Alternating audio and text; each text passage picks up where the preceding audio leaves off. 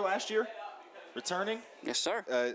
Roam in that middle there, and with the and I noticed that Belichick looks like he's following Engel around, that number 1 target from last year. It looks like Belichick's manning up with him. Herb again. He's going to try to run it up the middle again. Now Wolfgang has a little bit of space. He runs into a blocker. Now he's going to switch hands with the ball. It's a nice run there all the way down inside Red Tornado territory. He'll be ripped out of bounds by Farinato, but not before he picks up a chunk all the way down to the Red Tornado 43-yard line. So that's a gain of about 26. Yeah, real nice chunk run there for the Vikings, and it looked like they kind of disrupted the flow a little bit of that Red Tornado defense as we go to their last key for the game. Disrupt the flow. They kind of got the aggressiveness of that defensive, those linebackers, that defensive line, that front 7 for the Red Tornadoes. They took that aggression, actually front 8. They took that aggression and used it against them there. So Herb, when he comes out, he's got Minnick in front of Wolfgang. Now he's got 3 wide, 2 to the right, 1 to the left. Engel by himself on the left side. But they're going to go to Wolfgang again up the middle, and the Red Tornadoes more prepared for that one. Back to what we saw the first 2 rushes for no gain. Yeah, as you see, looked like Tank in there. That big number 75, Matt Kelly in there, did a real nice job of clogging that up. As that's kind of what he's put on that defensive line for. He takes up a lot of space on that defensive line and can really cause a lot of problems for an offense. So again, 1 receiver split out to the right, 1 to the left. I formation behind Herbie, goes straight back, no play action this time. He's got a pocket, and he's going to throw it in Engel's direction. Engel gets behind the Red Tornado defense. Nice reception inside the 20. They'll mark him right at the 15. So a big gain there, 28, 1st and 10. Vikings from the 15-yard line. Yeah, Jim, that looked like a cover 2 defense from the Red Tornadoes. And in that cover 2, that field's broken in half for the safeties. You got to get all the way to the sideline to cover that corner route. It was a well thrown route and a well schemed route there for that coverage. And it looks like it was actually down to the 14, so a little +1 there. 9 minutes left in this one. No score yet. The Vikings driving on the initial possession here of the 2020 season at the Silver Bowl. Now Herb's going to send Wolfgang in motion, and he's going to hand it to the up back. That's Minnick, and Minnick will get maybe 2. Tried to go for the quick hitter there, but the Red Tornadoes weren't having it. Yeah, nice job there defensively for the Red Tornadoes. They kind of did this a few times last year. That defense last year was unreal, but they kind of like to play that bend but don't break. They'll let you gain some yards. I think they did this against Jersey Shore last year. Was it when we were at home? They would let them get down into the red zone pretty much every drive and hold them to no points. So we'll see. This is an open set here for the Vikings. 3 to the right, 1 to the left. A single back in the backfield. And you're going to get the first timeout by the Vikings there. That's Coach Tim Savage. Didn't like what he saw. So real quick while we have a minute, again, this is about as unique of a situation as you could expect. The good news is we've got high school football, of course. We've got a socially distanced Silver Bowl, so that's always great. We know we got a lot of folks online all over the place here trying to keep track. These schools don't seem to have a whole lot in common. Not common so much, but commonalities. We haven't really played each other. Williams Valley stays in the Schuylkill League. We kind of do our thing. But the one commonality that I found out about is there's a gentleman by the name of John Woomer from the Harrisburg area. He's a Mount Carmel guy, right? One of us. He's got a daughter, Erin. She coaches at Williams Valley. Okay. Teaches at Williams Valley. So there's kind of always that connect, right? We're always joined at the hip one way or the other. And speaking of other kind of unique things about tonight, while we have a second, so the last time the last time there was a game played at the Silver Bowl on a Tuesday night, well, my first thought was, never, right? This has never happened. Not true. 1995 Eastern Conference Finals, GAR. So that was, we're talking 25 years, Dan. Yeah, definitely been a long time, and definitely some interesting circumstances. We'll see. The Red Tornadoes are in an interesting circumstance now as Herb goes straight back again. A clean pocket. He's going to throw, and he had Miller, not Miller. That was Evans wide open and just missed him.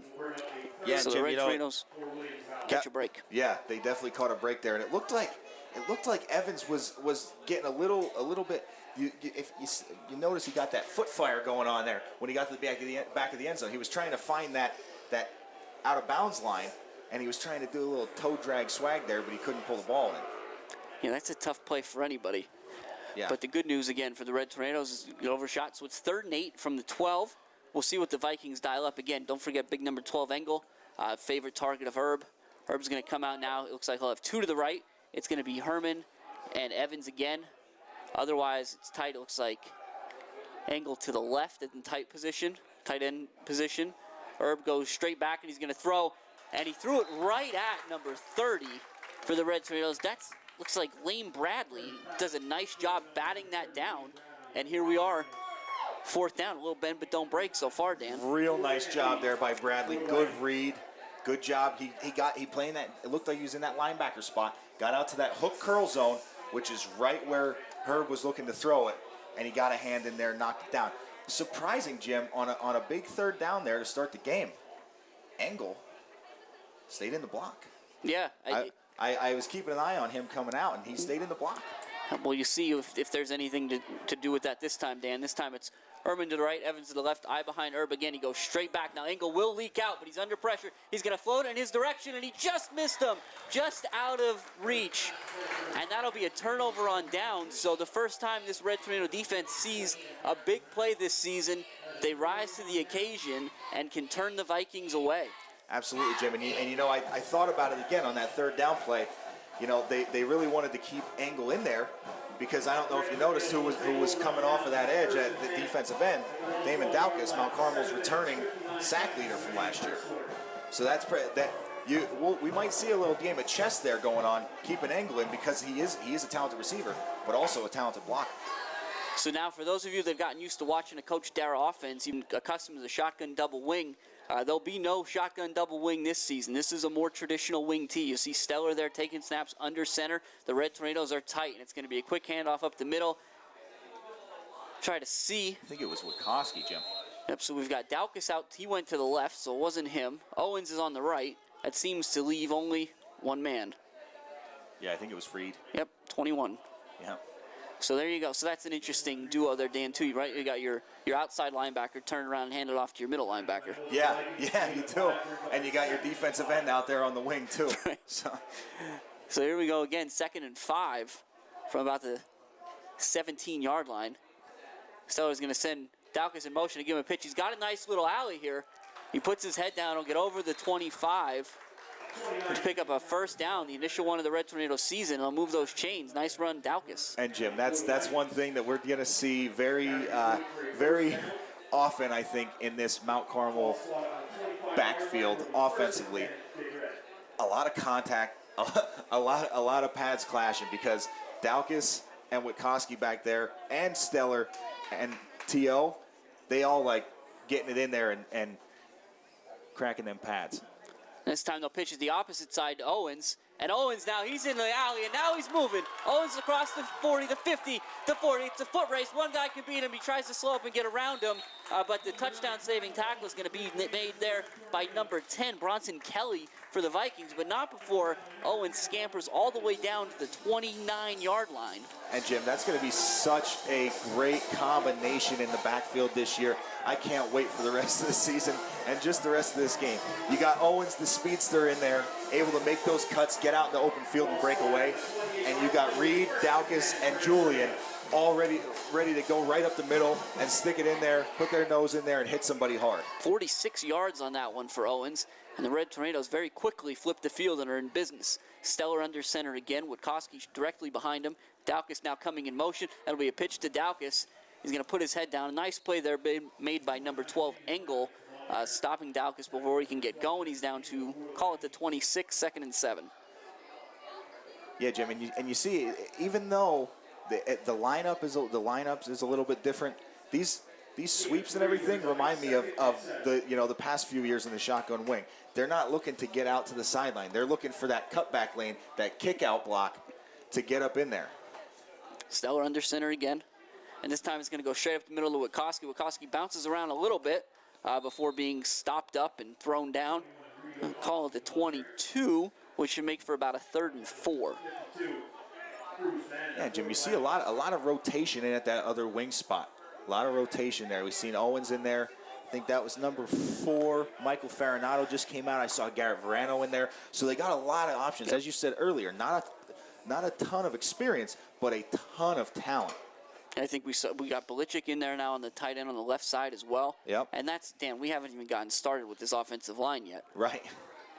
We'll get to them in just a second because, my goodness, I'd like to run behind those guys. So they're going to run the pitch motion, hand it to Witkowski, but we'll get stopped before we get started here. False start on the Red Tornadoes.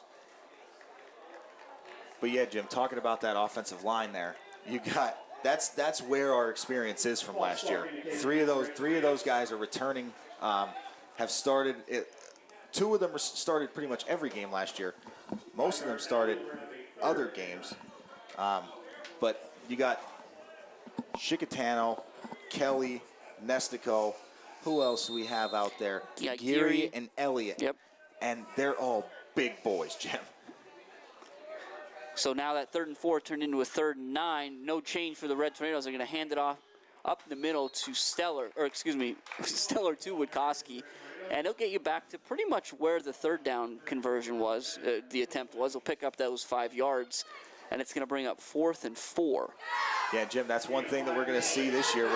That this team is just they're going to pound you. They're going to hurt you inside. They're going to grind games out. By the 3rd quarter, defenses aren't going to want to play anymore. 4:42 and counting left in this one. Scoreless in the 1st quarter. Red Tornadoes 4th and 4. Owens in motion. They're going to pitch it to him. He makes the right read initially, and he gets back across the field. He's got to fight. We'll see what the spot is.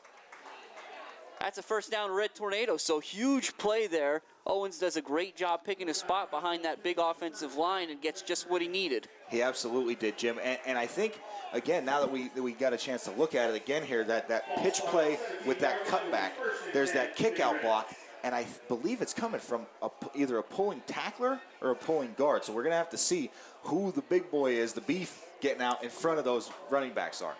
1st and 10 from the 17. Red Tornadoes threatening for the first time. Now Stellar's going to keep that one himself. I get a little push there. They'll get down to about the 15, give him 2.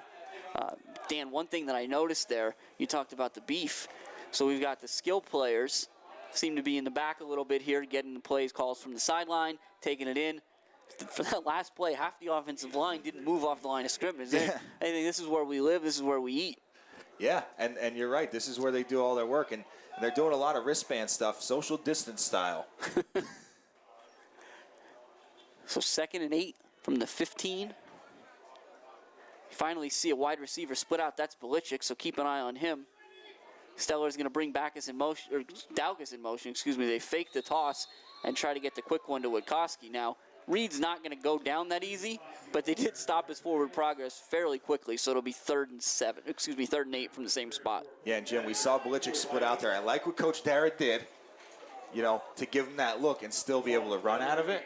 But down here near the red zone, we may see that. Belichick is sitting at, 6'2", 6'3", probably? Yeah, Belichick 6'3", buck 70. 6'3", and he can go up and get it. We've seen him high point balls last year at corner.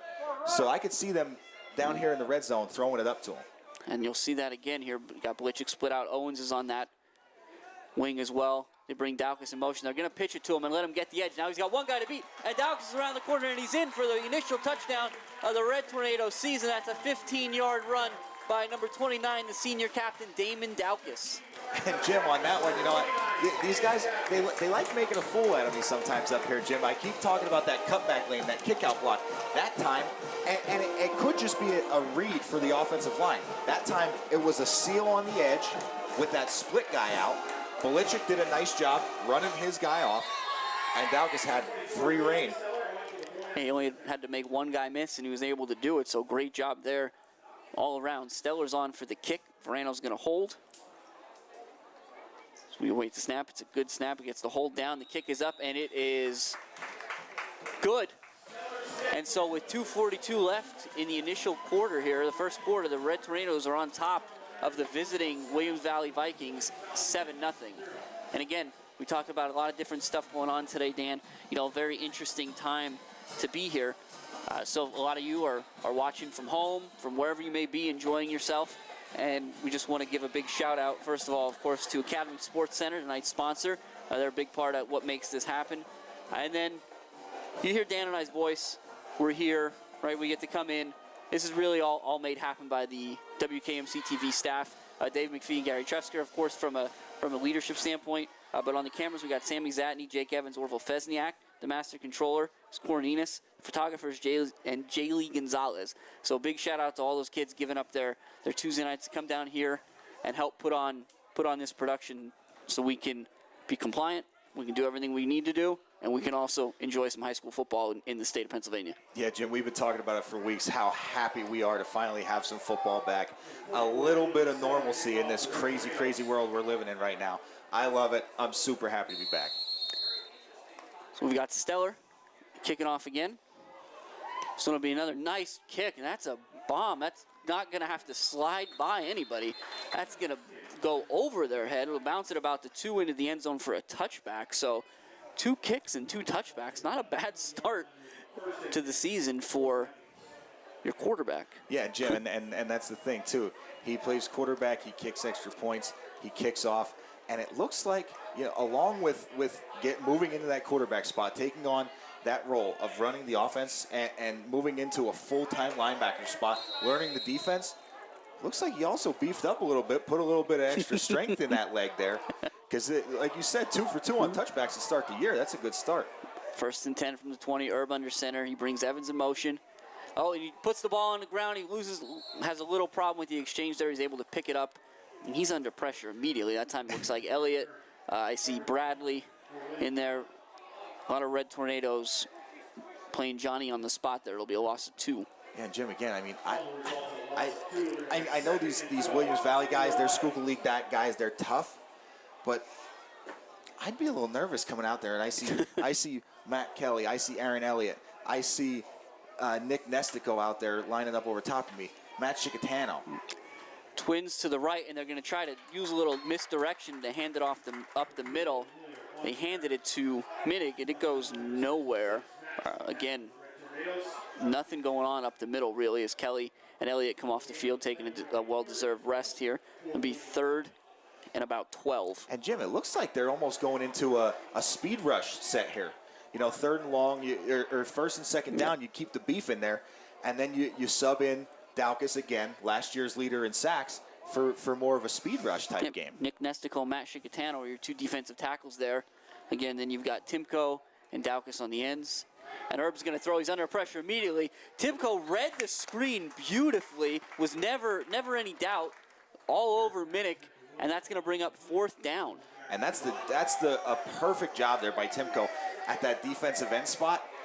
That's your read on that play. You got to melt with that.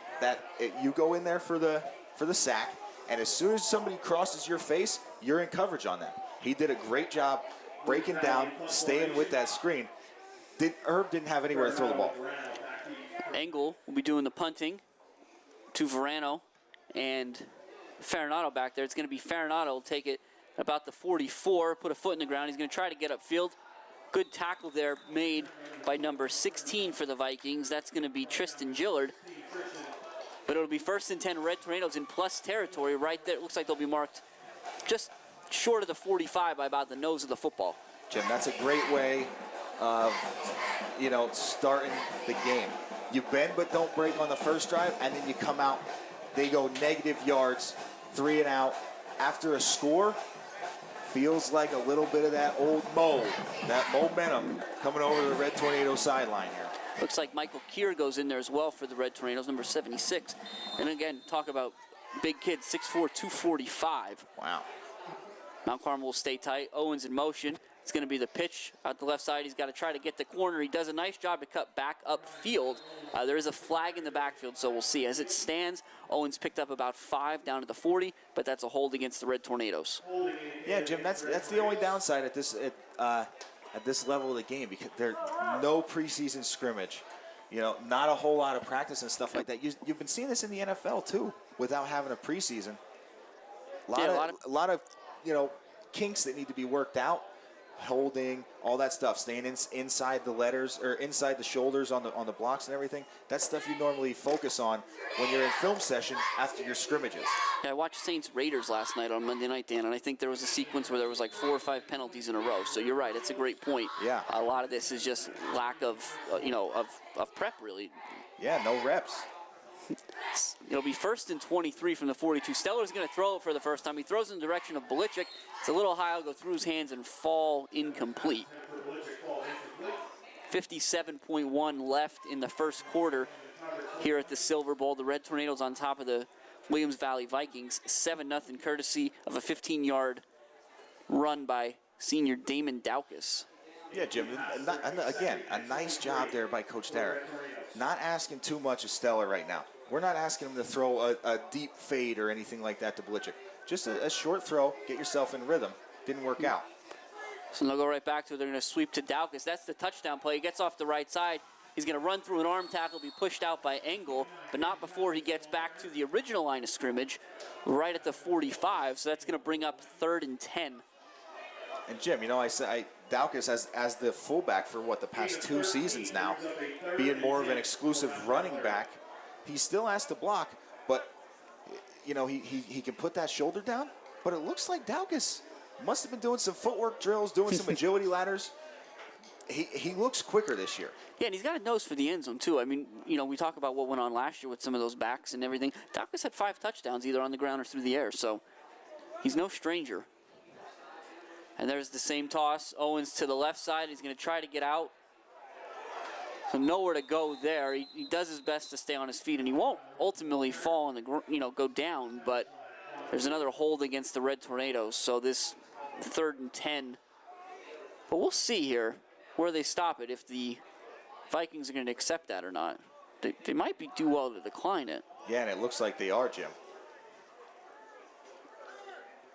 Yep. So they will. Again, you stop the play for a 3-yard loss, brings up 4th and 13, or you give them another shot at, it'll be a 3rd and 20, but still, it's 2 more opportunities. Right, yeah, and 2 more opportunities that I don't think the Vikings wanted to play around with. No, so it'll be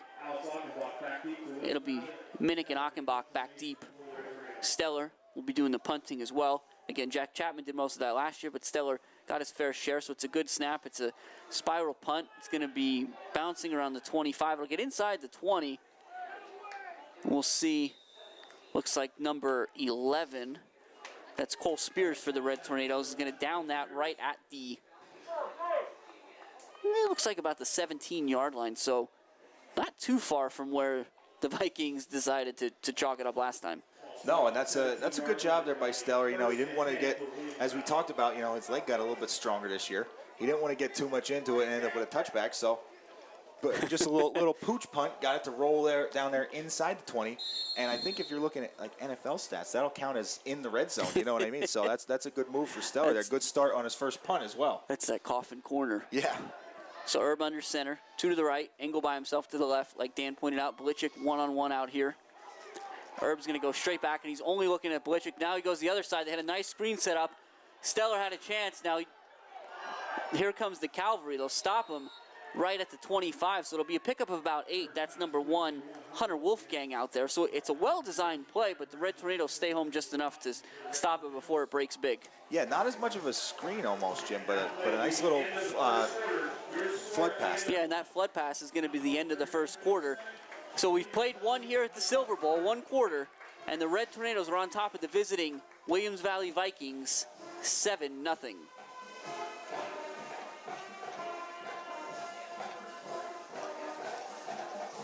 Yep, so we've seen a lot so far tonight, Dan. I think kind of you called out some of it, right? You see some of that, you don't want to call it rust, but some stuff that you would see week 1 regardless, right? When you have a full camp, when you have full summer workouts, when you've got, a normal off season.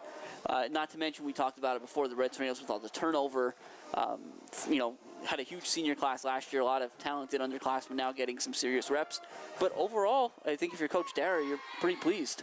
Yeah, you definitely have to be happy with that first quarter. I mean, that just defensively doing a nice job, making stops, coming up big in big-time situations there defensively. yeah, Jim, I just thought about it too. You know, we have referees on the field. Without a preseason scrimmage, you've probably gone through the whole camp. Maybe you're holding and you don't think it's a hold, but you don't have a ref there critiquing it. You know what I mean? That's one of those issues that you run into. See, that's why you're here, Dan. That kind of insight. That's good stuff. So we'll see. I think the Vikings, again, we talked about it a little bit before the broadcast. Coach Savage had said prior to their matchup with Shenandoah Valley that they'd been preparing for Mount Carmel for a couple weeks. They were ready for this game. So curious, you know, if there's any updates that he plans to make here going forward. Yeah, I think there's definitely going to be something that he has to do. Herb under center. There'll be a handoff to Wolfgang off the left side. The quick flag thrown. Wolfgang's not going to get anywhere on that one regardless. It looks like Farinata was in there, Witkowski. But we'll see what the flag is. It was in the area of offensive holding, but I think we know better than take anything for granted. Right. Oh, it's actually an illegal procedure penalty. Usually that's interesting. That's usually a dead ball foul. Yeah, they got the playoff. You're right. Yeah. So we'll see. We'll take 5 yards. So that should be 5 yards from where they snapped it, not necessarily from where the play ended. I think they ended up getting back to right about the line of scrimmage anyways, so not a huge difference there. But so you had the nice play on first down before the end of the quarter to give you a second and short. The false start's going to take you back. It'll be 2nd and 7. So you kind of fall behind the sticks again here. Yeah. When you talk about staying on schedule. But Herb's under center. He's going to throw straight drop back. He's got a clean pocket, and he's going to let it loose. He's got Engel wide open. Blitchick does a great job of getting back under coverage, but Engel somehow comes up with the ball. Blitchick did about everything you could do, got a hand on the ball, and Engel just, great hand-eye coordination, was able to pull that in and fall to the turf. Yeah, you're right. Blitchick got right in between Engel's arms there with his hands up. Engel couldn't see that ball come in. He saw it bounce up in the air. I don't know if it was off of Blitchick's shoulder or his hands, and like you said, he was able to pull it in. Got to give him credit. That's a discipline play. It's not a discipline play. That's an effort play. Sure. From Engel there. Very nice job. But again, got to give Blitchick credit for the coverage. That's just a good play. So it'll be 1st and 10 from the 39. And again, Dan, you notice it seems like it's a tale of two possessions where the Vikings sometimes will drop back and he's clean. Yeah. He can balance his checkbook back there. And other times not so much. But now Engel's going to throw it on a halfback pass, but the Red Tornadoes sniff it out. A huge play there by number 66, Matt Chicatano. So the Red Tornadoes sniffed that play out from the beginning and blew it up because it had the opportunity to go for 6. Yeah, Jim, normally I'm the guy supposed to be watching away from the ball a little bit, but I got caught up in things when I saw Engel pull that back to try and throw. I didn't get to see if there was somebody running open down the sideline, but I don't think there was because he was not trying to throw that ball. He immediately tried to tuck it and run again. Yeah, the Red Tornadoes did a nice job, like you said, sniffing that out almost immediately. But this defensive line does a great job. Any plays that seem to be slow developing have been problematic for the Vikings. Yeah, definitely. Herb under center, I formation, 2 to the right, 1 to the left. It's a straight drop. There's that clean pocket again. And he's going to throw a nice ball to Evans. And he goes up to get it, and it's caught. He's going to be down at about the half-yard line. Again, there's great coverage there by Farinata and Verano. And Evans just went up and got that football, Dan. Yeah, Jim, that was just a situation where, Farinata is giving up a few inches there. Verano's giving up a few inches. Evans, great coverage. They had him blanketed. They had him kind of hemmed in there, and he just went up over top of him and got him. That was a size thing right there. So speaking of size, it looks like the Red Tornadoes put a little beef out there from the goal line stand. You see number 61, Jack Robert, out there, along with Tank, along with Aaron Elliott. So we've got some big boys for the Red Tornadoes trying to make sure that whatever happens, they're not coming up the middle. Chicatano still out there. 1st and goal from the 1. Herb is going to go. He kept it himself, waiting for a signal. There it is. So on a 1-yard plunge, Bryce Herb will get the Vikings on the board with 9:24 left in the second quarter here at the Silver Bowl. PAT pending, of course, at the moment, 7-6 Red Tornadoes. Yeah, and again, that's the Vikings' bread and butter, Jim. They're going to drop back. Herb's gonna throw it up there. He's going to give his receivers an opportunity to go up and get it. The Red Tornado defensive backfield needs to know. Herb's the holder on that one, number 5, Colin Rafferty, the kick, and that's up and good. So again, with roughly 9.5 left to the half, we're all knotted up again. Back to square one, Dan. Yeah, and it's reset time, for the Red Tornado defense. Definitely reset time. Now, okay, looks like Coach Savage has all but abandoned the run. and I'm, obviously he's going to have to mix it up there, to run here and there, but he's realizing that's not their game right now. That's not their game. We talked about it earlier. He's going to go at that inexperience in the defensive backfield, and that's what he's doing. Well, again, I think there's a lot to be said for trying to maintain balance, and we certainly appreciate everything. You can appreciate that from a coaching standpoint. I think where the rubber meets the road, so to speak, is that you've got an all-state quarterback. Right. You've got an all-state tight end. And sometimes you've got to throw him a go ball. You got to say, hey, guys, go get me 6. And that's it. He had 13 touchdowns last year. They only played 13 games. Yeah, Engel. And they only played 13 games. So that play, and also that was kind of a momentum play. You make a big play like that, everybody gets hyped up there. Rafferty kicking off now. That's a nice kickoff. It's going to be in the direction of Farinata. He'll take it at around the 12. Try to come upfield to pick his lane. Big play there made. We'll try to get a jersey. Oh, that's number 2, Aaron Minnick. So he does a nice job of kind of knifing through that Red Tornado wall and dropping Farinata right at the 27, excuse me. Yeah, Jim, so now we'll see. This Red Tornado offense, they had a great drive, and then they were plagued by penalties on their next drive. We had a punt in there. So we're going to see. Are they going to be able to get it moving again? Or did Coach Savage make the necessary adjustments defensively? Yeah, we'll see. It's a nice little game of chess here early on in the season. Stellar's going to send Daukus in motion. They'll fake the pitch, and he gives it to Reed up the middle. And Reed's going to pick up, give him, we'll see where they mark it, about 4 yards, and that's just on strength of will. There wasn't a whole lot going on there. Reed picked his way and fought for every inch. And, Jim, I was thinking about that on the first carry of the game when they handed it to Reed up the middle. 85% of the time you hand him the ball, he's going to get you 3-4 yards. So here we go again. Stellar under center again. It's Wachowski directed behind him. Daukus is in the wing to the left. Owens is in the wing to the right, and he's coming in motion across the formation. He puts his foot in the ground on that screen and tries to get upfield. He'll get to the 35, which will bring up a third and relatively short, down in distance speaking. We've got a third and long, 3, short 4. And Jim, you talked about it earlier, staying on schedule. That is one thing that does not change with this Coach John Dara offense, staying on schedule. Run-heavy team, you got to get into second and medium, third and short downs.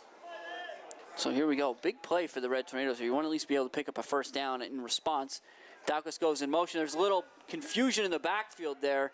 A lot of misdirection. Owens takes the shot early. He'll get back to the line of scrimmage and no more. So just like that, it's 4th down, and the Red Tornadoes will punt. Yeah, and that kind of threw things off a little bit. A little misdirection there. Looked like a little inside Sally play there, like they ran last year, out of the shotgun wing. But everybody bunched in there. You got 11 guys inside the hash marks there in your offense. Things like that are bound to happen. One guy gets pushed off balance, throws that whole play out of whack. 7:51, clock running, 7:45 left here in the first half. Red Tornadoes and the Vikings tied 7-7. Stellar punting for the Red Tornadoes. Nice punt, high punt. The Vikings are going to stay away from it. Can a punt take a neutral bounce? Again, it wasn't really favorable to the Red Tornadoes or the Vikings. It hit, took a hard left, and kind of died where it laid at the 34. Yeah, so again, 3 and out there for the Red Tornadoes. Unfortunately, feels like a little bit of that momentum moving over to that other sideline there, that Viking sideline. And it all started with that tip catch by Engel. So we'll see what we got going on here. Again, I formation, twins to the right, single running back, single receiver to the left. It's a kind of a veer play off that left side, a stretch if you want to call it that. To Wolfgang, he'll get across to 35 to the 37. Make it 2nd and 7. And Jim, maybe Coach Savage just opening it up to kind of try and open things up in the middle for the run, but I don't know. I think we might see this a little bit more often, 3 wide rather than that pro set with a tight. Getting Engel split out a little bit by himself, manned up. They like going to him. One thing that I want to point out, Dan, is one of the cool things about the way that we do the streaming and kind of have the leg up on a lot of areas is that sometimes we can get updates from folks, right? And I kind of got an update. We've been saying number 2 is Aaron Minnick, that it's actually Logan Williard, and I went and looked at the roster that the Vikings had provided, the press box, and that's true. So thank you, listener. And Herb's got all kinds of time. He's rolling out. He's going to throw it in the middle of the field, and it's intercepted by Verano. It was off the hands of Herman, and Verano's got the sideline now. He's all the way down inside the 10. He's going to be pushed. We'll wait for the call, and he's in. Verano's going to return that over 50 yards for a Red Tornado defensive touchdown. What a huge play for Mount Carmel. And Jim, like you said, a huge play. Great job by Verano. Herb rolling to his right. Threw that, he kind of threw it back towards the middle of the field. He came across his body, threw it just a little bit behind, and Verano off the tip with an effort play there. And then I don't know if you saw out in front there, Damon Daukus with a nice block to open up that sideline. So I'm glad, Dan, that you were able to catch that, because I know he had a lot of help down the sideline. Somebody had locked up Herb and was keeping Herb from making that tackle. Yeah, and it was Daukus. I mean, Herb definitely was trying to make up for the mistake there. So now we'll see. There's an illegal substitution penalty against illegal participation, I should say, not substitution, against the Vikings. It looked like they had a lot of guys out there, Jim. And so now, you move that ball another yard. Coach Dara says, I like our odds here. Yeah, and Jim, if this is going to be a back-and-forth game, this is one of those situations. Well, yeah, and I think if you think about it, right, Coach Dara, when we had situations like this last year, when Mount Carmel had these situations, he's looking around saying, hey, what did we do? Right. We threw Stellar in there. We told him to go pick up the yard. Right. And Tebow sure style. enough, here he is in the shotgun double wing. Stellar, that's exactly what's going to happen. He picks his lane, and he's in for the 2-point conversion. So Coach Dara dials up the right play call there, and the Red Tornadoes pick up, as you pointed, Dan, what may wind up being a very critical point, 15-7 with 6:22 left in the first half. And just that one little mistake there. Again, I want to touch on it. Great job by Garrett Verano, making that pick, getting down the sideline, and then the pure effort to extend out from the 3-yard line. We talked about it. He's not a big guy. He's not a big guy. It's not like he can extend out from the 5-yard line and reach that ball over the goal line. He full extension dove into the end zone there. Great job with a lot of help from his defense. There was pressure. They flushed Herb out of the pocket, and then turn around. That's what you have to do on a turnover. That's why everybody there's usually a term, bingo or something like that. So everybody knows, okay, we're no longer getting blocked. Sure. Now we're the blockers. And Daukus did a great job. I think Daukus also, knowing the kind of guy he is, he was probably looking for Herb. Well, he got after the quarterback so many times last season, right, Dan? We have him down here for 8.5 sacks last year, so he's around the quarterback by default most of the time. Yeah, and that's that defensive end spot. We've had an influx of great defensive ends since we've been here, Jim. With So they Chapman. Yeah. So we got a kickoff there. Daukus. Yep. Oh, and it's going to bounce in front of Williard. A little difficult there. He'll pick it back up at the 10. And the Red Tornadoes do a great job of making sure he doesn't get much further than that. He'll be out of bounds at the, call it the 14-yard, that's the 19-yard line. So that's where Urban Company will get started. Real quick here, Jim. The name that was escaping me, I think Mount Carmel was one of their leaders in sacks in the top 10. Hoodie. Mike Hood, yep. Mike Hood. Yeah. Absolutely. And that's what I'm saying. We've had great linebackers come through here. Great defensive ends come through here. And it seems like no matter what, that always stays the same. Now Herb will be back under center again. They won't change their look too much from that perspective. It'll be eye behind him, 2 to the left, 1 to the right. Herb's going to go straight back, and they got a screen set up to the right, but there's a lot of red jerseys out there. First and foremost is big number 21, Reed Witkowski. No, excuse me, that's Stellar. Yeah. Stellar is sniffed that out from the beginning and threw Williard down with a little aggression there. Yeah, Stellar did a really good job of again picking that one up. Just like when we saw Timko play that like perfectly. This time Stellar said, you know what? Instead of it being an incompletion, I'm going to let you catch it and then tackle you for a 5-yard loss.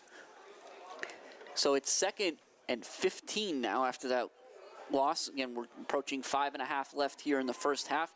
Red Tornadoes on top, 15-7. Herman's by himself to the right.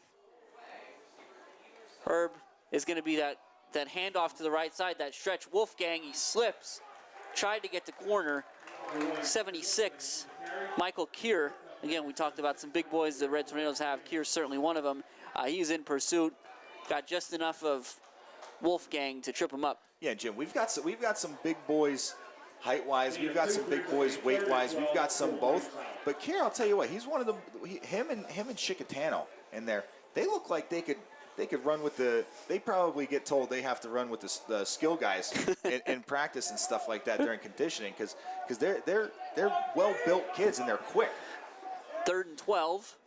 2 to the right, 1 to the left. Herb's dropping back and he's looking out left. He's going to throw go ball to Engel. Blitchick's there in perfect coverage again, and Engel does a great job coming down with that ball, and he's down the sideline. Nobody's going to catch him, so that's how you respond with an 83-yard touchdown pass from Herb to Jesse Engel.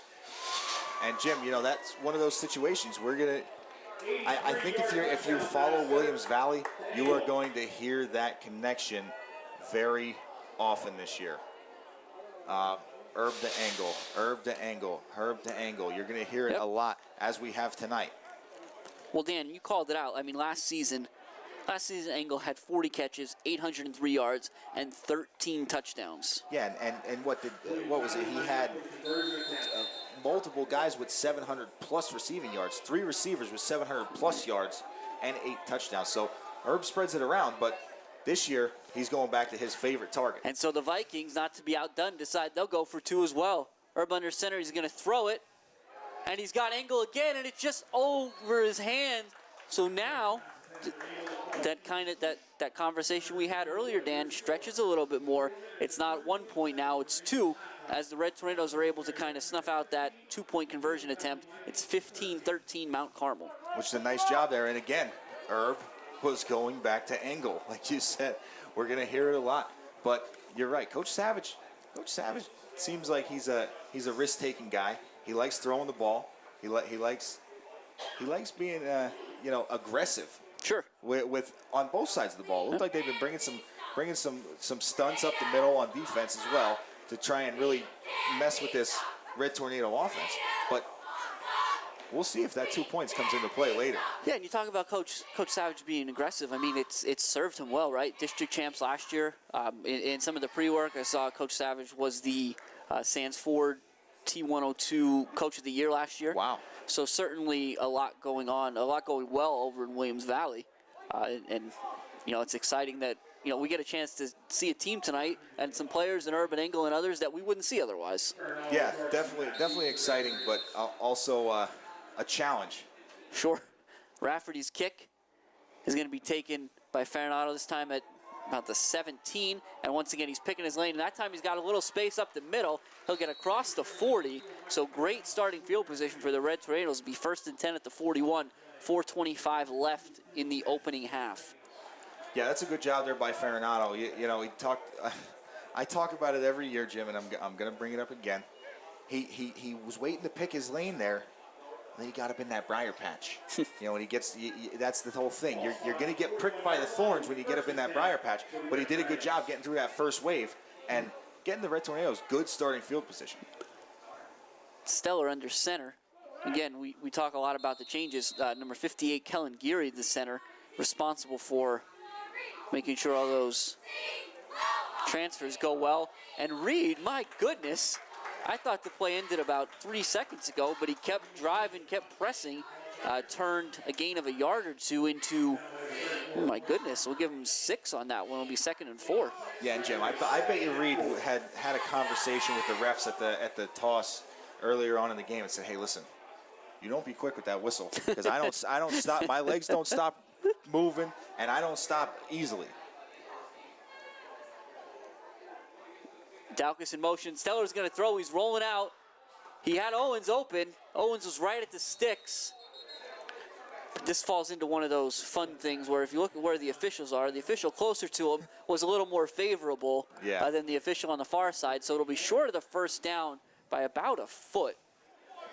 And again, Red Tornadoes certainly looking to keep this drive alive as we tick under 3.5 left in the first half. And Jim, I think they definitely want to keep this drive alive, but they want to take some time off this clock too. It'd be nice to get that score and then get the ball back at the half without giving the Vikings too much time. We'll see what they dial up. Again, 3rd and a foot. Steller's going to throw it. He throws a jump pass out to Daukus. Daukus got to make one guy miss, and he fights through an arm tackle of Herman. Herman's going to slow him up enough to give number 6. Herb. That's Herb. Look at my sheet. That's Herb. We'll trip him up down at the 30-yard line. So a huge play there. You got to love that play calling out of Coach Dara. Made me a little nervous there, Jim. A little bit of trouble there with the play action for Steller and Witkoski there. But Daukus did a good job. And like you said, he caught a lot of passes out of the backfield last year, and he's really good in open field for being more of a fullback type. So big play there on 3rd and short. Back to a 1st and 10 at the 30. Now it's going to be Daukus again in that pitch off the right side. He does a nice job cutting up field. He'll keep his legs pumping inside the 25 to the 23, which will call it about 7. So it'll be 2nd and 3 here for the Red Tornadoes. And Jim, another thing I like to point out, just we give a lot of credit to this coaching staff. This Mount Carmel coaching staff does a great job. These offensive and defensive backs have great balance, all thanks to Coach Veach. Coach Veach is a very happy, proud man these days. Well, he's always been. Sweep there to Owens, and Owens does a nice job of fighting through arm tackles. My goodness, none of these Red Tornadoes backers are going to go down. There's some flags at the point of contact, so we'll see what happened. Yeah, but Owens running like a man possessed. It's an interesting spot for them to throw the ball. I'm not sure if you're going to call a hold. The flag. Sorry. I think you've got one option there, right? That's got to be a face mask, yep. And that's what it's going to be. Again, when you have a guy like Owens that refuses to go down, you start grabbing at whatever you can. And Jim, I think that kind of got Owens a little fired up there. Felt the grab on his face mask, so he decided to kind of Josh Allen him there with that stiff arm, throwing him down to the ground. Well, and the other thing, Dan, you mentioned it before, right? No preseason, no scrimmage. As we go to Reed right up the middle again, so we got another flag here. This one's in the area of holding. We'll wait and see what happens. It'll be an illegal motion penalty against the Red Tornadoes. So again, another one that's typically dead ball. You have to wonder, this goes back to what you were saying earlier, on both sides we've seen this now, are guys not getting set? They're either not getting set or it's just at the point, of the snap, you get that little lean. Because, again, it goes back. First game of the season, no preseason, no pregame scrimmage. Right. Getting that snap count down is a little different. Yep. But where I was going with the no preseason, you said about T.O. kind of feeling some type of way about the little smack on the helmet there. These guys haven't hit anybody but each other for weeks and weeks. And they got to be loving it right now. They're going to do the sweep to Daukus again. Now so Daukus is only going to pick up a couple yards there. But the interesting part about that, looks like the ball came out. Hold on. All right, and the Red Tornadoes will get back on top of it. A 2nd down here. But the interesting is the way that play develops, at times it's so slow that Steller is able to throw that toss, and then he almost follows the pitch, right? He's doing that twirl where he's getting the pitch out, and he's turning around, and he's getting up in the hole before Daukus does. And you see there it is again. He's taking on the first attacker at the point of contact. Ooh, a lot of helmets hitting out there. Heavy hitting. And I'm sure though, Jim, I'm sure that Daukus loves that, and I'm sure Julian loves that. He's not the type of quarterback that doesn't want to be in the mix. You know what I mean? He wants to get that pitch out and get up in the hole and lead block for his buddies. Yep. So in the excitement there, the Red Tornadoes pick up another yard or two here, but really the story is use up their first time out of the half. It's 3rd and 6 from the 9, just over 57 seconds left. So again, Mount Carmel, it's really there's 2 things that are going to happen here, right? Yeah. You're either going to score, in which case you open it up with your 6 points, or you've already got 2, right? So there's an opportunity to make it a 2-score game right here, or you run out the clock. Right. Right? At no point do you give Urban Company another chance to put any points on the board. But that's where you may also see Coach Savage kind of playing some games. He knows they can score quick. That they went 80-plus yards to Engel last drive. So we get into a 4th and medium, 4th and long situation here. We might see, instead of Coach Dara using a timeout, Coach Savage using one. Sure. So here it is, 3rd and 6, 57 ticks left in the first half. Stellar goes with the hard count, and they got some movement. So again, that's not going to be enough to pick up the first down, but it'll make that 3rd down a little more palatable. And Jim, this is Mount Carmel football right here. They love going from that 3rd and 6 to 3rd and 1. They did that so many times last year, and it's the repetition. It's the repetition. You go on the same cadence every single time, and then you get in the huddle. You say, "Do not move, guys. We're going to do this a few times." 3rd and 1 from the 4. It'll be Reed right up the middle, and he's going to fight, and he's going to get over the line. We'll see it. It looked like it from – it is. The far official calls it touchdown Red Tornadoes. Reed Witkoski on a 4-yard plunge. With 52 seconds left in the first half, Mount Carmel has stretched the lead to 21-13. Jim, and again, that's an effort play there. Great job by Reed. Just keeping those legs driving, keeping those legs moving, staying up. He had contact as soon as he got that ball. And he still was able to push it, 3-4 yards into the end zone. Again, big kick here for Stellar, because this is what will make it a 2-score game here. So it's a good snap and a good hold. The kick is up, and that is good. And so a huge extra point there as the Red Tornado stretches to a 9-point lead, 22-13, late in the first half. But now, Jim, now you have Coach Dara sitting on the sideline thinking there, did we score too quick? Did we score too quick? Are we giving them the ball back with too much time? It's always a possibility. Like I said, they got a quick strike offense. When they throw the ball up there, it can happen real quick. But again, we saw the downsides of throwing the ball so often with Verano's pick 6. So there's a lot of options here, a lot of different things that could happen before the half. Sure. In this short but ever so long 52 seconds. Well, and to give the Vikings the credit they're due, what we saw in that quick strike ability, 52 seconds, 2 seconds. It's really one snap, right? They can go the distance from where they can score from kind of wherever. So we'll see. Again, Stellar's been good thus far.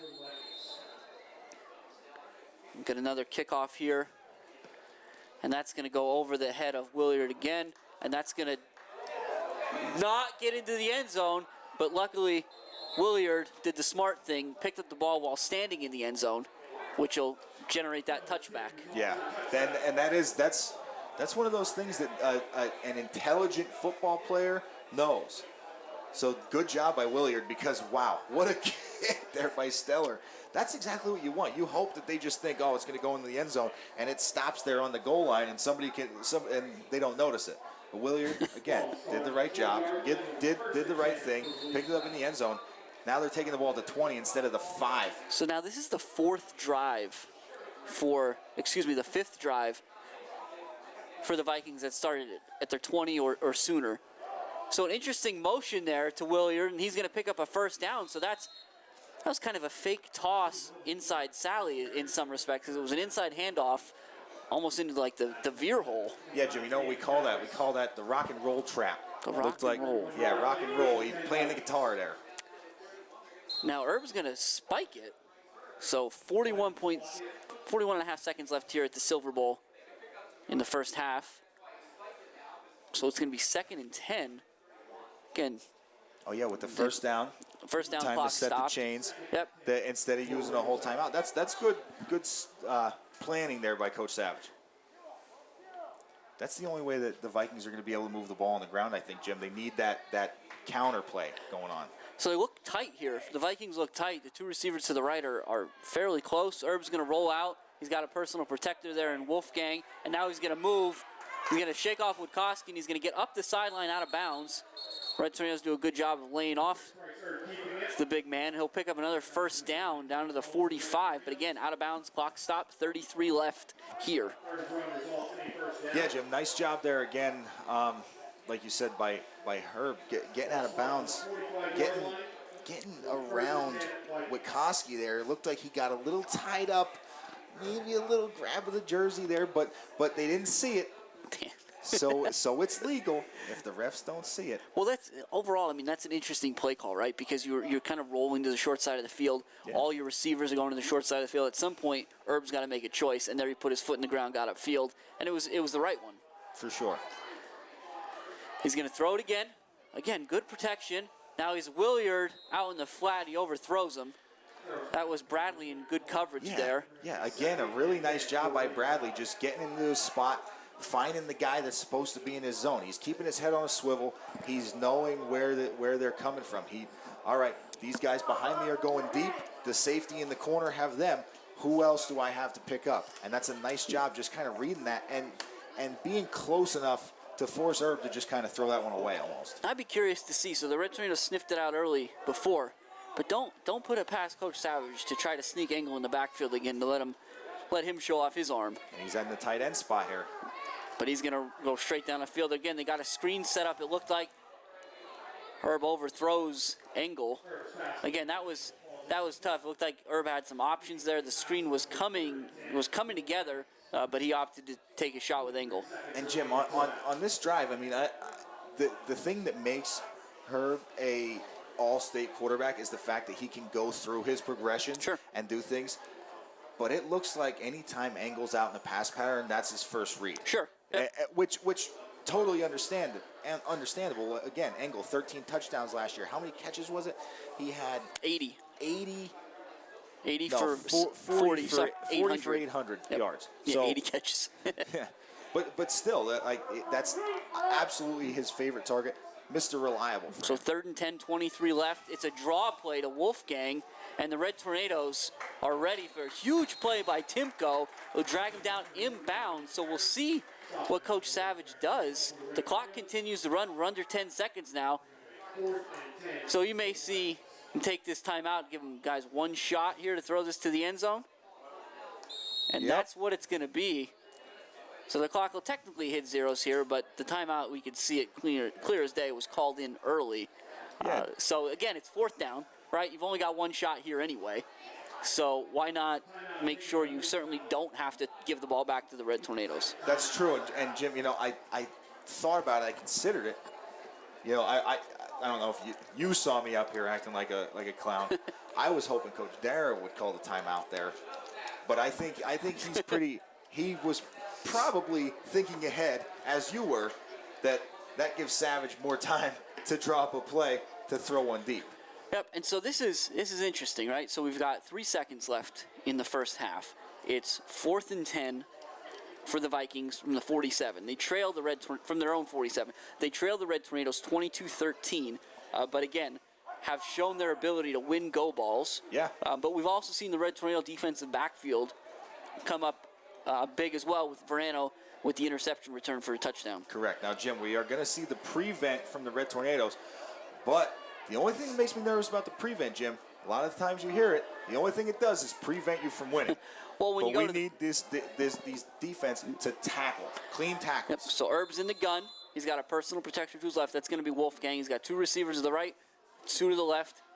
And it's going to be, he's got time. He's rolling to his right. Now he's under pressure, so he's got to get upfield. And he's going to take a shot, and that's going to do it here.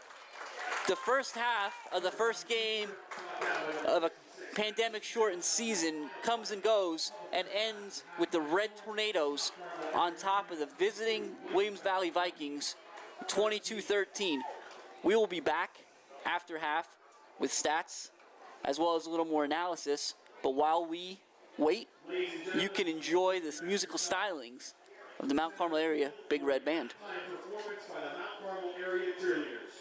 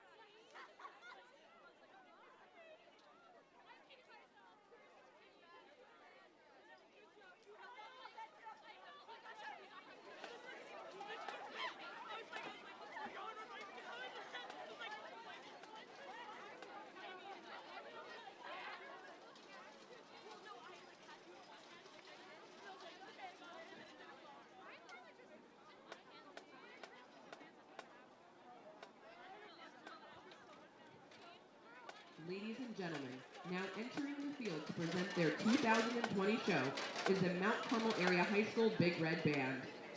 The band is led on the field by drum major Danielle Potsky. Color guard captains and flag captains are Amaya Bobrovsky, and the rifle captain is Megan Matakaitis. This year's staff includes Bernard Steller, Director, Erica Nestico, Assistant Director, Bernie Nestico, Drum Instructor, John Jacoby, Assistant to the Band Director, Kelly Lucas, Music and Marching Instructor, Jennifer Haas and Linda Haas, Assistant Color Guard Instructor. We would like to thank Ryan Green, Evan Hornberger, Luke Darup, the MCA School Board Administration, and especially the MCA band parents for their continued invaluable support. The band would like to recognize the late Paul Prost-Demichek, legendary MCA Mounties Director, who wrote the brass and woodwind arrangements for the portion of our show.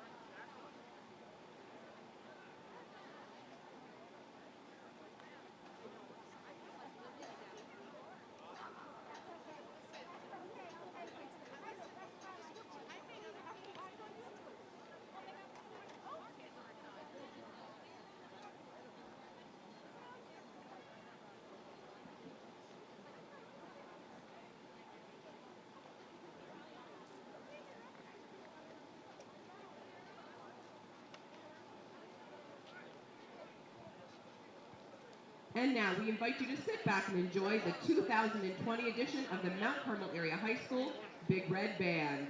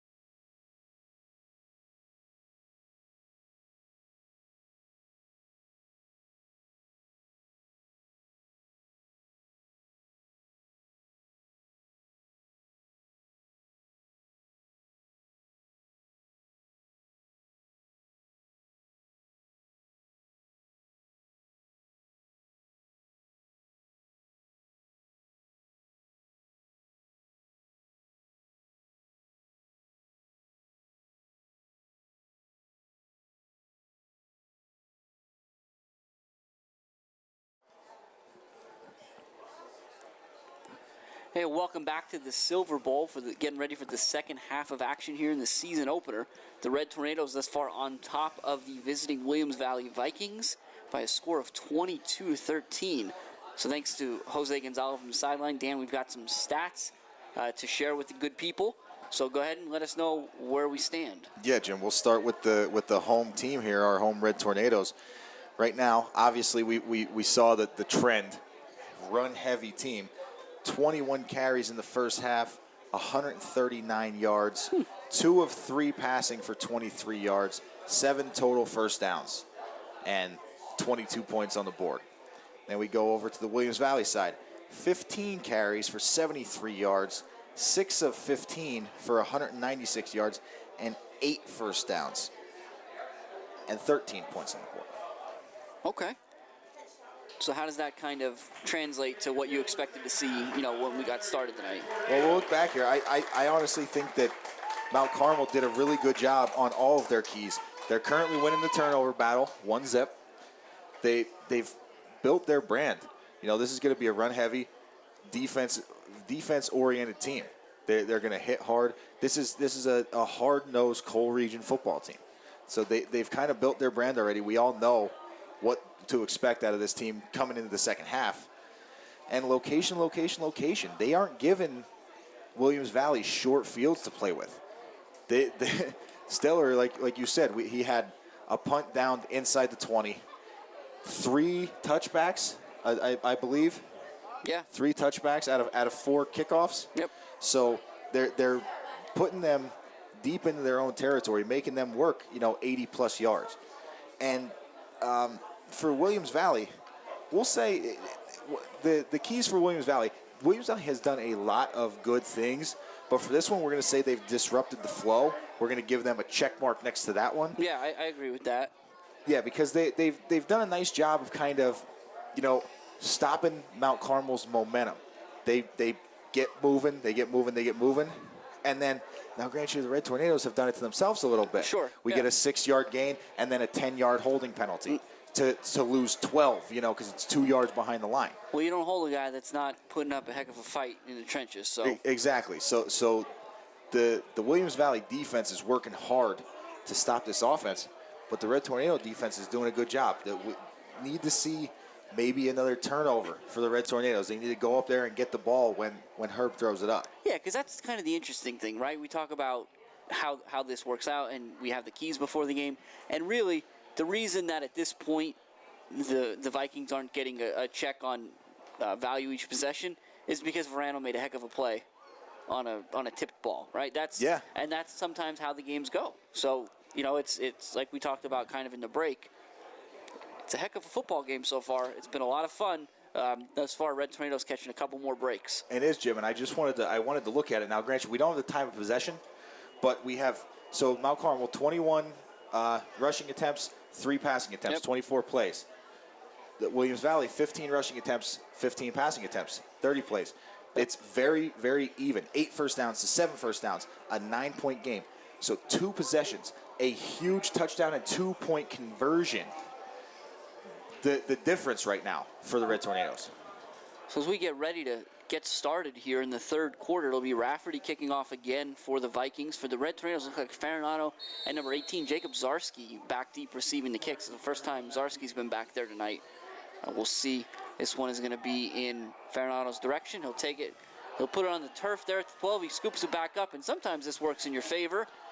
And he's going to fight and get across the 25 to the 27-yard line, where the Red Tornadoes will start their first drive of the second half. Yeah, did a nice job. People don't realize sometimes that are away from football how difficult it really is to catch a kickoff or a punt, especially if that kickoff doesn't come out end over end.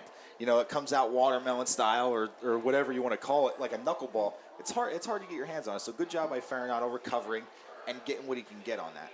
Nice block by Jake Zarski out there too. So again, Stellar under center. Daukus is in that wing to the left. Owens in the wing to the right. Wikoski right behind him. It's the pitch to Daukus, and Daukus runs right into a tackle. It looked like he had some space, but he's knocked on his tail there, right around the 30. So we'll see. He didn't get quite a good look who was filling that hole. Engel possibly is in the area. It looks like number 75. Yeah. Jackson Yoder, the senior captain, he was over there as well. Yeah, I think it was came from the defensive backfield there, either the linebackers or the safety, because it looked like he got through that initial defensive line. 2nd and 7 from the 30. Stellar taking the call from the sideline while under center. Again, Red Tornadoes super tight here, but now we're going to get an illegal motion penalty against the Red Tornadoes. And Dan, that kind of goes back to what we were talking about, but Coach Dara seems incredulous on the sidelines as to exactly what that call was. Yeah, I mean, he's a little confused. I know a lot of the times, as long as that offensive lineman or tight end or whoever it is, the guys in the wing, don't get that hand on the ground, they're able to stand back up and reset. They didn't give him the opportunity to do that. So 2nd and 7 becomes 2nd and 12. It's going to be that toss to Owens off the left side this time, and there's just a C, and Owens fights through, and he's in the open field now. He's going to cross midfield and deliver a blow. That's how you finish a run, young man. That is how you finish a run, across the 45, is right, Jim. all the way down to the 43. And Jim, I don't know if Owens checked his phone when he was in there. You know, I was talking about Reed and Dowkus being the bruisers back there, so Owens decided to finish his run on the sideline. He wasn't stepping out of bounds on that one. He stuck that shoulder down and pretty much ran the tackler over. So that'll be 1st and 10, Red Tornadoes, again at the 43-yard line. Stay tight. Stellar under center. Wikoski directly behind him. Dowkus in motion. And now he's going to try to get the corner. He's around angle. Number 10. That's Bronson Kelly. Does a nice job of tripping Dowkus up before he can get the corner, but not before he picks up another Red Tornado first down. He's down to the 30. And Jim, and that's that difference. That cutback lane there. There's a kick out block. I'm going to actually have to ask Coach Dara, because it may be designed, two separately designed plays that are ran exactly the same. But it looks like it's just all about the backs reading that block. If there's a kick out, you get inside. If there's a seal, you get outside. It was a nice job by number 50, Aaron Elliott, out there in front as well. And now it's Verano coming across the formation. Stellar's going to throw. He's got to pick up his feet and try to get upfield. He'll step through one tackler, but it'll be dropped for a sack, a loss of 5 there. Back to the 35, it looks like. Williard's in there, number 52 as well. 52 is going to be Cruz Banda for the Vikings. So just when the Red Tornadoes look like they're starting to find a little momentum, the Vikings come up and make a great play. Yeah, that was well covered downfield, and now you see a little bit more of a speed package in there. The speed, quickness type guys with Farinato and Verano in there with Dowkus and Owens over on the sidelines.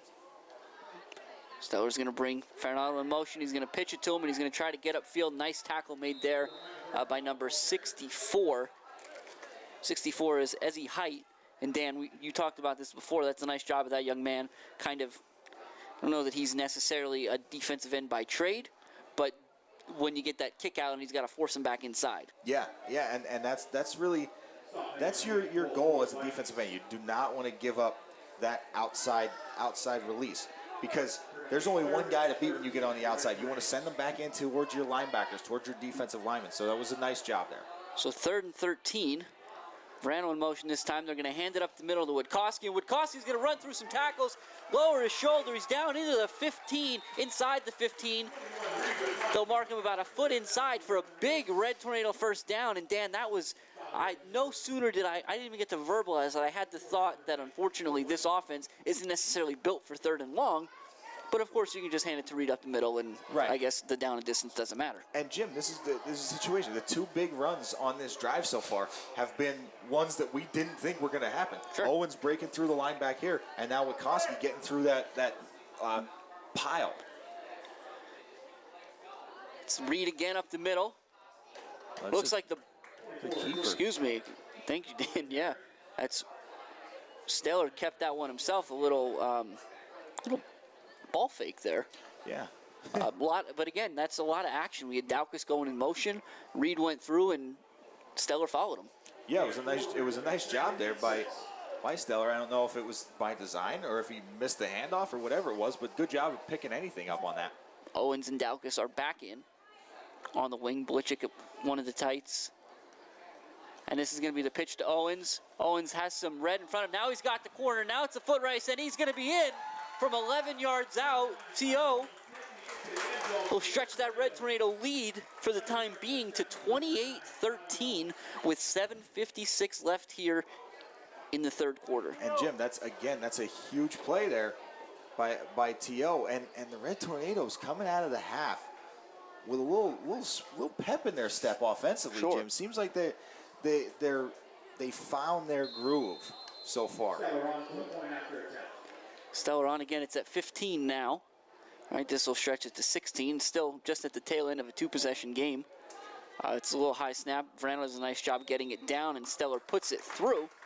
So again, that'll make it 29-13 with 7:56 left in the third quarter. So Dan, a couple things that I just wanted to kind of touch base on here, where we talked a little bit about in the half. First and foremost, I think we went to half talking about the band. I wasn't aware there was the cheerleaders had a presentation as well that they put on, so that's always great. It's good to see everybody, right? We're here for the football game. We're talking about football, but all these kids, everybody needs some sense of normalcy, like you talked about it. So we've got the cheerleaders, the band, their families, doing everything we can. The school district has done their best in really uncertain times to make sure that everybody's taken care of and looked after, both physically and I think mentally. And it's not just football, right? We got the soccer team. There was a cross-country meet today. Yep. So lots going on at the district, and big shout out to new superintendent, Mr. Cheddar. Yep. Doing a great job, just really kind of guiding everybody through these really uncertain times. And that's the thing, as a leader right now, it's got to be tough because you're not just stepping into a position and filling the spot and kind of taking over the reins. This is a whole new experience for everybody. So the coaching staff, the administration, everybody's done a great job. And Mr. Stellar, Julian's going to have his kick. This will be a short one by his standards, at least. It'll be scooped up around the 15 by Willard, he does a nice job, a good return there. Gets it out to the 39. And Dan, it seems like, at least for the moment, the Vikings wanted to have their say in terms of field position. Yeah, they definitely did. I mean, it looked like Stellar kind of got that one. Didn't get underneath it as much, so it was more of a line drive. Got through there like a squib kick. So they were able to actually field this one. So they definitely took advantage of that fact because they haven't been able to field all of them so far. So now we'll see, again, down 2 scores in the second half. We'll see if Coach Savage opens up this offense any more even. But we'll start off with a pitch to Wolfgang, and the Red Tornadoes are ready for that. Daukus did what he could, slowed him down in the backfield. Wolfgang does a nice job staying on his feet. He'll get across the line of scrimmage, but just a little more than I thought. Give him about 3 for a 2nd and 7. Yeah, and that was one of those situations for Daukus out there on that defensive end spot. He had the outside leverage, wasn't able to get to the tackle for whatever reason. Normally that's where you see a yellow flag thrown there. But good job forcing them, slowing them down a little bit, letting them rally to it. 2 to the right for Herb. He's going to go straight back now. He's going to throw it in the direction of, that's a great catch made. I have to see, that's a number we haven't seen. That's number 16, Tristan Gillard. Terrific reception up above his head, all hands, and held on tight as there was good coverage. Red Tornadoes were draped all over him. Yeah, he had Owens coming over top of his back there trying to intercept that ball and just was able to get his hands on it and secure the catch. Yeah, we talked about it before, Dan. I mean, Engel had, 40 catches, 800 yards, 13 touchdowns. 2 other guys who graduated had 700 yards and 8 or more touchdowns. It seems like Williams Valley, they just breed receivers over there. That must be what's going on because these guys have, they must have stickum on their gloves, Jim, I think. They're strong kids. So here we go, Herb. Now they're going to go back to the run up the middle. Wolfgang does a nice job putting his head down. And Wolfgang's an interesting kid, right? He'll get inside the 40 down to about the 38. Wolfgang, we've got him listed, Dan. He's listed at 6'2", 155 pounds. So he's tall, he's a little on the thin side, but my goodness, the kid runs like he goes about $180, $190. Yeah, he runs with his shoulders square, Jim. That's the thing. You can be a smaller guy, but if you it's all about your pad level. He keeps that pad level down. He's able to get his shoulder into your chest as a defender. You're going to tackle him, but he's going to carry you for 3 or 4 yards. So Herb again, he's going to hand it off to Willard up the middle. Excuse me, Willard up the middle. And now, interestingly enough, so he won't get the first down, but that's the second play in a row now that a Red Tornado has had their helmet pop off. Yeah, and it's two guys coming from the exact same position, too. I know a lot of stuff gets gritty down there in the trenches, but that might be something to keep an eye on if it continues to happen. So we got 5.5 left in the third quarter. The Red Tornadoes on top, 29-13, with the Vikings facing a 3rd and 1 from the Mount Carmel 37-yard line. So big play here for the Vikings. We have some momentum. You want to keep it, and they're going to do exactly what we talked about, Dan. They'll go to Wolfgang. He'll put his head down. He'll pick up the first down and keep the sticks moving. Yeah, and again, that right there. That was pad level. The Red Tornadoes did a good job getting there, clogging the hole, but he just got his shoulders down and knew he only had to get one. He got two. Did a nice job. So we'll see here again. Looks like Gillard's in there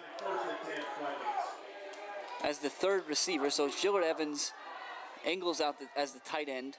You've got Herb in the backfield. It's Willard in front of Wolfgang. So again, one to the right, one to the left, eye behind Herb. He's going to go straight back. He's looking. They're going to fake the screen, and now he's got Engel on a corner out by himself. Farinado fighting through, and it looks like they're going to throw a flag in that area. So we'll see. We'll wait and see what the call is. Yeah, because I'm not really sure. It didn't look like there was any contact. So we'll see how the officials are going to call this one.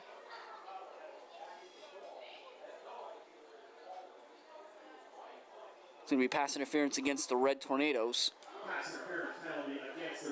So again, it seems like when Coach Savage wants to take a shot, he's going to run something that kind of gets Engel by himself. Yeah, right? Yeah, and you saw there it was the fake screen, the fake little bubble screen, and it got Engel singled up because the corner had to stay in the flat. Got Engel singled up with the safety, who was running from the middle of the field, playing deep halves to get over there. So again, high school, the pass interference is a 15-yard penalty like in college, not a spot foul, so it'll be 1st and 10 from the 19, and it'll be Wolfgang again off the left side. And the kid runs tough, Dan. I mean, he's down to the 10, so it'll be very close to another first down. Last week he had a big game. He had 6 carries for 104 yards and 3 touchdowns. So half of his carries went for touchdowns last week. Yeah. That's not too bad, right? And you see, like we talked about it, you stay pad level, you stay upright, or you stay square, and then he's big, so you know when he gets an open field, it's going to be tough to catch him. Absolutely. He's got the long strides. Twins right, Engel by himself to the left. Herb's going to give it to the up back. That's Willard. We'll see the spot. He's going to be close to the first down. He only needed a yard, and it looks like he's going to get it. Yeah. So now it becomes a 1st and goal situation for the Vikings, and they certainly, you don't want to say desperately need it at this point because, again, there's still 4 minutes left in the entire 4th period. But to get down here, to get inside the 10, you certainly want to come away with at least 6, preferably 7 or 8. Yeah, I mean, you definitely need to get a score on the board here for the Vikings. They can't get stopped like the last time they were down inside this area. And Herb's going to throw it. He's just going to throw Engel that fade route, that corner route. And now Blichik made a late play on that ball. But they're going to say touchdown Vikings. So that's that corner route that they throw to Engel. Herb does that quick drop, and he kind of throws it to the corner of the end zone. Again, Dan, we said this a lot. Blichik's in good coverage. Yeah. That's really good coverage. The defensive backs, Coach Savage has tested our defensive backfield, as we talked about, and they've risen to the occasion. Despite the stats right now, they've risen to the occasion. These Viking defenders or receivers are just going and getting the ball. Yep, so 29-19 as it stands, but the Vikings are going to try to go for 2 here. Again, you got to pick up that extra point somewhere. This is big. Twins to the right, I formation. Herb's going to take it, and he's going to drop straight back. Now they're going to try to get Engel across the field, and he's going to make the catch. So great play, that quick out, and that's going to make it 29-21 with 3:39 left in the third quarter. Again, the Vikings still trailing, but only a possession at this point, Dan. 29-21 Mount Carmel. Yeah, so that was huge there, getting it within a 1-possession game, going from a 10-point game to an 8-point game doesn't seem like much, but that's huge when it comes to this late in the game here. So that Red Tornado offense, we talked about it, catching, kind of finding their rhythm coming out of the locker room. We need to see them move the ball again, put another score up.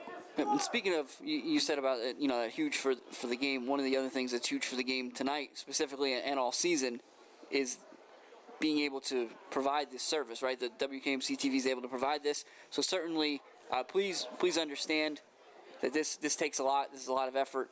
And if you have the ability to do so, please head out to redtornadofootball.com. And little donations, anything you can do certainly helps. Again, we don't see this COVID situation changing at all over the next couple weeks. So we'll be able to bring this to you. And please, anything that you can do to help us kind of get that together. All the proceeds go right back to MCA Athletics and or the school, the TV station in general. And so that's going to be Farinato from the 10, taking Rafferty's kick. He's going to try to get across the defense. He'll be yanked down by 16, Gillard again, at the 27. So again, 3:34 left. And Dan, you don't necessarily want to say the Red Tornadoes have to answer, but you kind of have to answer. Yeah, I think this is definitely that we punched coming out of the half. The Vikings have definitely counterpunched, so we're going to have to see who's going to get the knockout blow here. So a lot of activity here. Red Tornadoes trying to get this together. Again, a lot of wristband watching. Coach Derrick trying to get his guys in formation. Now, luckily, the play clock didn't really start on the change of possession too quickly. It's going to be a sweep to Daukus and a huge play made in the backfield by number 34. That's the first time we said that young man's name, and it is Kobe Bettinger. So a huge play there. Bettinger comes up. He's going to drop Daukus for a loss of 4.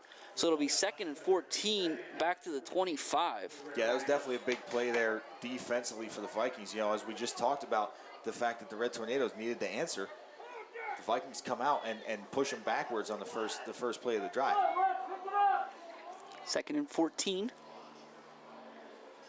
Daukus in motion. They're going to fake it. It's going to be Wikoski up the middle. And my goodness, he's going to fight, but give those Vikings credit. That's Bettinger again in there, Dan. Yeah. And so this is interesting. Mount Carmel needs to be careful here. You can kind of, again, it's a weird feeling in the stadium to begin with, right, with it being so socially distant. But there's 3rd and 12, kind of Vikings had just marched down the field. And now the first 2 plays the Red Tornadoes haven't gotten in front of the sticks yet. Yeah, so I think we might see Red Tornadoes spreading it out a little bit. Yeah, it's the first time we've seen something like this. 2 to the left, it's Verano and Belichick. Steller's got I formation behind him, so he's going to throw it. And he's going to come right out, and he throws just a go ball for Verano. So he was under pressure immediately. I mean, Steller came and tried to set his feet, and there were 2 Vikings there waiting for him. Yeah. There is a flag on the play. We'll see who this is going to go against. The officials are pointing at the Red Tornadoes. That's an ineligible receiver downfield, which to some extent, Dan, that makes a little bit of sense, right? Because there were no Red Tornadoes in between a couple of those Vikings. Right. So the screen was set up, but just didn't really come to fruition. Yeah, I mean that's definitely what it seemed like was happening. Now I'm not sure how they're gonna play this here. Decline it, yeah, of course, because it's going to be a 4th and long still. So, and after the offense comes out for the Vikings and, does what they need to do and puts 8 points on the board, the defense comes back and does the same. They turn the Red Tornadoes away. The Red Tornadoes ran 3 plays, didn't pick up anything, lost 2 yards. Yeah. And Steller's out here to punt to Willard. And I'm not sure, I can't get a good look at the jersey of the young man furthest away. But Steller's punt is going to be in his direction. It's that spiral. That's 24, I believe that's Eichenbach. And he's going to do the smart thing and just stay away from it. Those spirals are sketchy. Yes, they are. But it'll be 1st and 10 Vikings at the 34 with a chance to drive down and possibly tie this football game. Yeah, Jim, so we'll see that now that Vikings defense rose to the occasion there. We're going to be looking for the Red Tornado defense to be doing the same. And I expect I expect more of the same from the Vikings. I expect them to try to, keep the defense off balance with a run here and there. Yeah. But I expect to see Herb try and look at Engel's way. So it's Evans and Gillard to the right. Wolfgang was behind Willard, but Herb's going to throw to the right. Now he's underthrows him, and T.O. comes up with a big play for the Red Tornadoes. That's number 9, Tyler Owens, the Red Tornadoes' second interception of the day. This one will not be returned with as much fanfare. It'll be 1st and 10 Mount Carmel at the 47 of the Red Tornadoes, but there is a Mount Carmel defender down, which somewhat mutes the celebration that had, just kind of occurred. Yeah. We want to talk about it real quick. T.O. did a great job, but we talked about this, Jim. That's winning the turnover battle. Yep. A little bit of pressure on Herb kind of got him happy feet a little bit there. Super, underthrew his receiver. He could have underthrew or overthrew Engel because Engel was underneath that route. So the good news is that was number 14, Garrett Verano, that was down. The good news is he's up, walking off with a little help. So we certainly hope to see him, back as soon as possible. But as far as what's occurring on the field right now, tremendous play, just a huge. You talk about a momentum shift, right? That's a stopper. Right, Jim, there. That is definitely a dagger. Now, and to give T.O. credit, right? That's a hard one to intercept because you're coming back, and it's kind of like you think about when you're fielding punts. Yeah. It's really easy to let that one bounce off your shoulder. Yeah, it's a spiral coming right at your chest. It's one of those plays. It's like catching a comeback route because you're coming back to it, but it's definitely tough, and it's right to you. There's no one around you. You get in your head too much sometimes. And so now the Red Tornadoes have an opportunity again. If there was any momentum they had been losing, or any seeds of doubt starting to be sown, this is the opportunity to put that to bed. And so what do? They go to Daukus, and Daukus is going to try to bounce to the outside, and he's got a first down. He'll be pushed out of bounds at the 41-yard line. It's going to be right at the first down marker. Are they going to give it to him? They're okay. Yep. First down, Red Tornadoes. So big play there, minute 40 left in the third quarter. Mount Carmel 1st and 10 inside Viking territory with an 8-point lead. And I just wanted to point out that Daukus, we talked about him getting a little bit of extra speed this year. Sure. He's also developed that stiff arm it's because nice, right? You can't beat everybody. Red Tornadoes back at it this time, Owens, but Steller's going to keep it himself. He gets up in that alley. Now he's in the open field. He's going to switch hands with the ball. Nice job. Timko does a nice job, and again, these Red Tornadoes love to finish runs. Steller puts his head down, and he'll be dropped at the 16-yard line. So that's 3 plays, Dan. It's been 3 plays. We had the conversation of how this is moving. The Vikings seem to be kind of getting it together. The Red Tornadoes have to do something. You got a turnover, a 10-yard gain, and he's down to 16 and a 27-yard gain. Yeah, and Jim, especially, we talked about Steller finishing that run. Again, this is quarterback against quarterback there. Herb playing free safety back there, making the tackle. Yeah, and there's probably a conversation to be said there, Dan, for numbers on both sides. A lot of kids are going both ways, which is tough to begin with. Yeah, you look at the sidelines; they're bare. Steller's going to throw the pitch to Owens. Owens gets up in that alley. A lot of white jerseys there. Nice play made by, we'll see the guy getting up off the bottom. The initial play, 52 for the Vikings. That is Cruz Banda again, so he's having a nice day. There's another Red Tornado down. It looks like that's going to be number 66, Matt Chicatano. So certainly wait and see how this turns out and try to get him back just as soon as he's ready. 54 seconds left in the third quarter. Red Tornadoes on top. 29-21 here in the opener at the Silver Bowl. And again, we talked about a little bit of donations. We talked, tonight's sponsor, Academy Sports. Got a lot of nice Academy Sports gear on. Got a new hat. I got a pullover. So always taking good care of us. We're just up there over the weekend, so it's always nice there. As much as we appreciate them, they're certainly not the only ones. All right, we've got always grateful for the partnership with Service Electric. They celebrated, WKMC TV celebrated 50th anniversary a couple years back, and Service Electric has been here for a good chunk of it. So Service Electric provides us the means to bring you that cable, bring you the programming. Chickatano, try to get him off under his own power to some extent. So we have that going on. Again, that's what brings it to you on Wednesday nights. WKMC TV, Channel 13. Locally, Archie Shoe Store in Coltmont, Family Home Medical, Hollywood Pizza, the Farmers Market, Star Physical Therapy and Fitness, UNB Bank, Verano Insurance, and of course the Education Foundation. We'll talk about them and the Tornado Brick Project the next time we get an opportunity. Stellar brings Daukus in motion, and he's going to get up in that second level inside the 10. So that's such a big play by Reed there, Dan. He gets that kick block. Yeah, and that's what it is, Jim. They're getting out there. They're getting in that, and I talked about it earlier. You know, they can get that seal block on the edge, or the guy that's rolling out there getting that kick block on the corner. The guy that's getting out in front, lead blocking.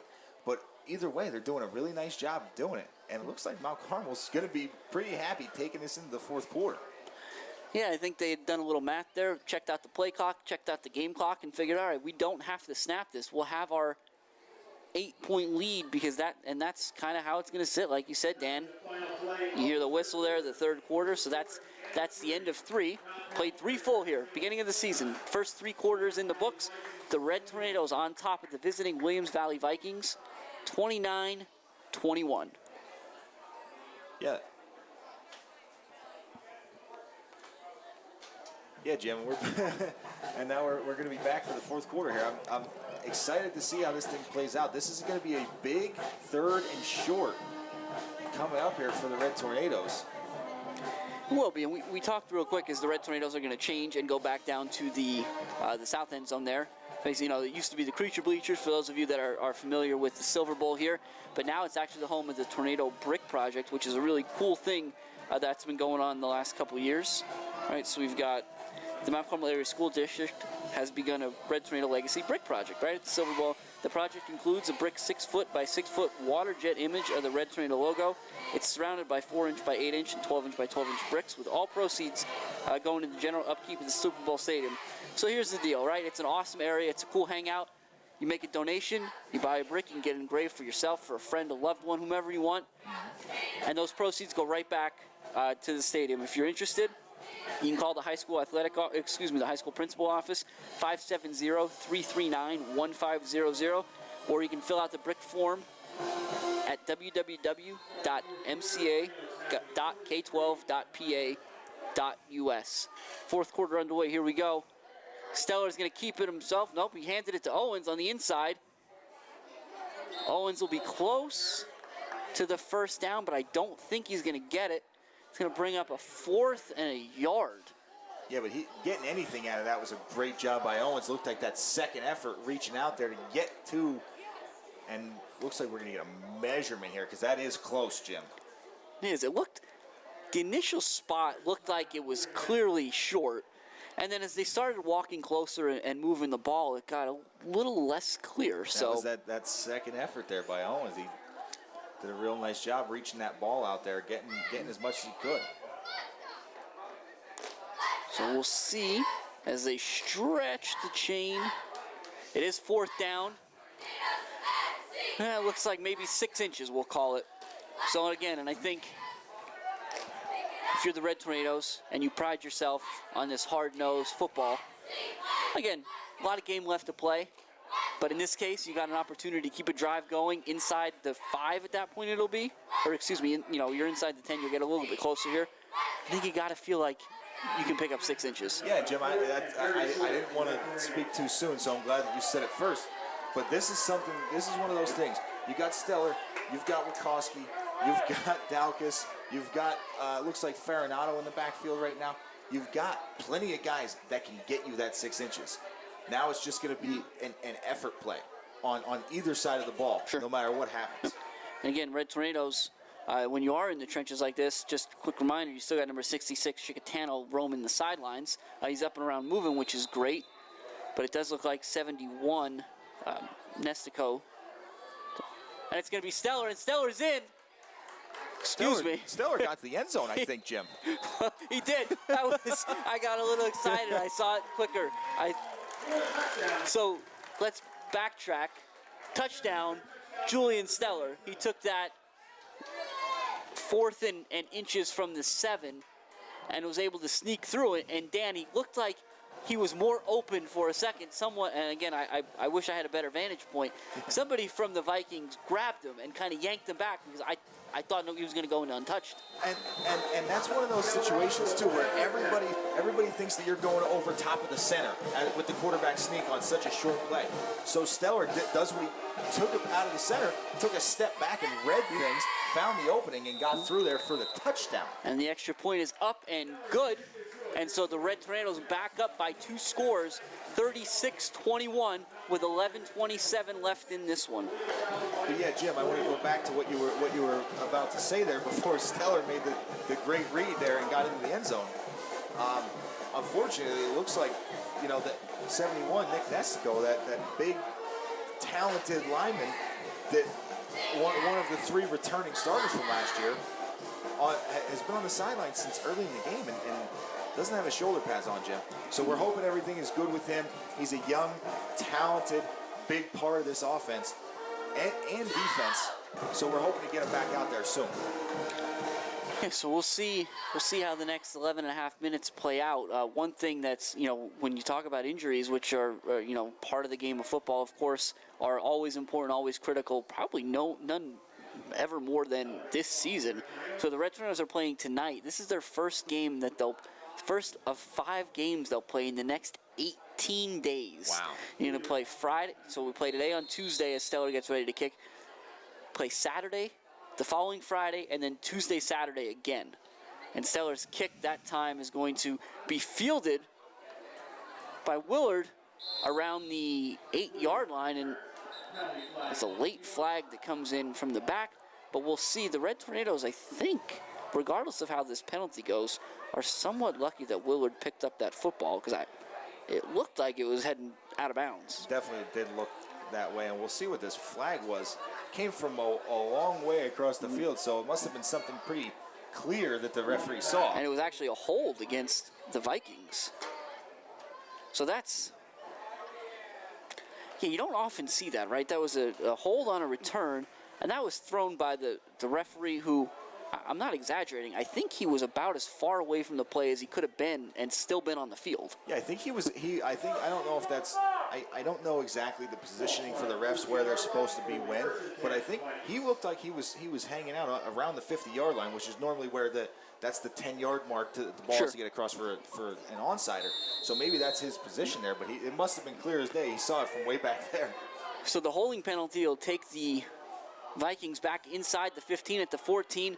Now Herb's under a lot of pressure. They had the screen set up, and he's just got to get rid of it. It'll fall incomplete. The Red Tornadoes do a great job not only of rushing Herb, but also covering the screen and giving him nowhere to go. Yeah, they did a really good job of hemming Herb in there. Before the half and on their last scoring drive, he's done a good job. If he can't. If he doesn't have anything in the pocket, he's been able to get outside and kind of get to the corner and pick up some yards. That was a great job. We saw Daukus out there just kind of staying on that line of scrimmage. He wasn't in too much pursuit. So we got a flag called very late. There was is an intentional grounding penalty. And Jim, we saw this situation last year. It was funny. I was rewatching one of our games, trying to critique myself here, see what I could work on. And we were kind of baffled by an intentional grounding penalty last year. I believe it was against Southern.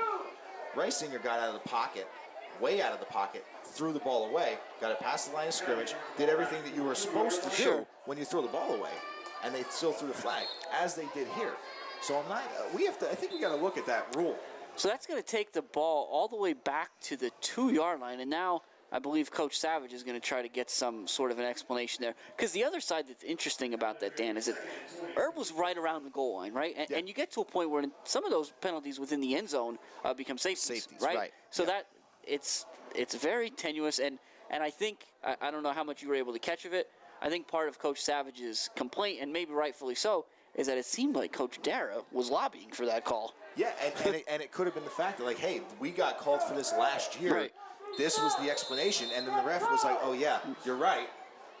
So now it's 2nd and 22. They're going to go for a sweep, which isn't always the play you call when you're in the shadow of your own goalpost. But to Wolfgang's credit, he got a couple yards out to about the 5. Make it to 6. It'll be 3rd and, my goodness, third and a long way.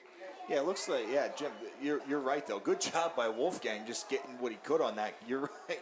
That is a questionable play call. But, you know, if you have faith in your back that he's going to be able to at least get it out of the end zone, you pitch him the ball. So 3rd and 19 is what it is on the scoreboard here. So Herb's got 2 to the right, 1 to the left. It's eye behind him. He's going to go straight back. And he's just going to let this one fly in Engel's direction. The Red Tornadoes were ready for it, and Engel's going to catch that again. My goodness.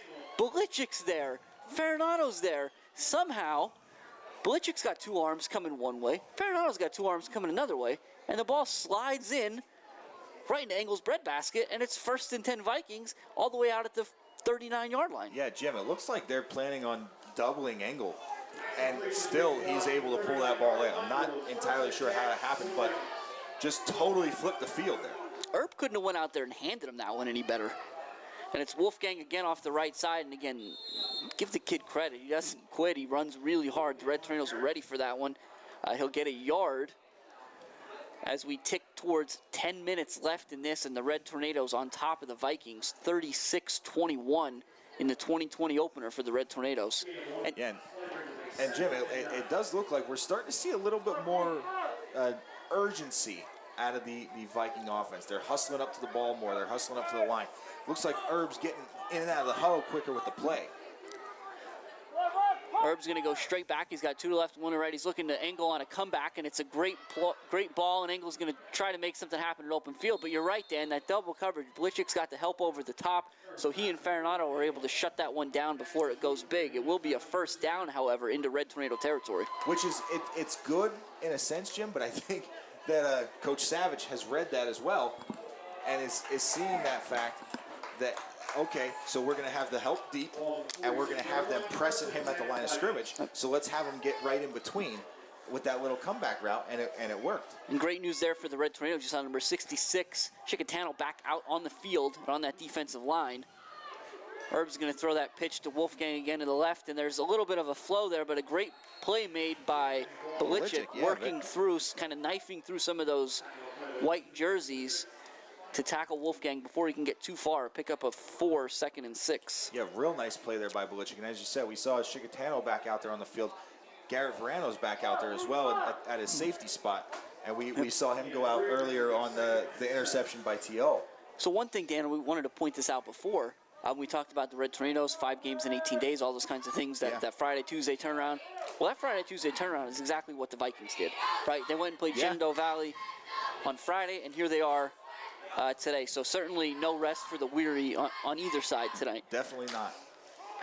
It's Wolfgang again, and he's going to be met in the hole by 21, Reed Witkowski.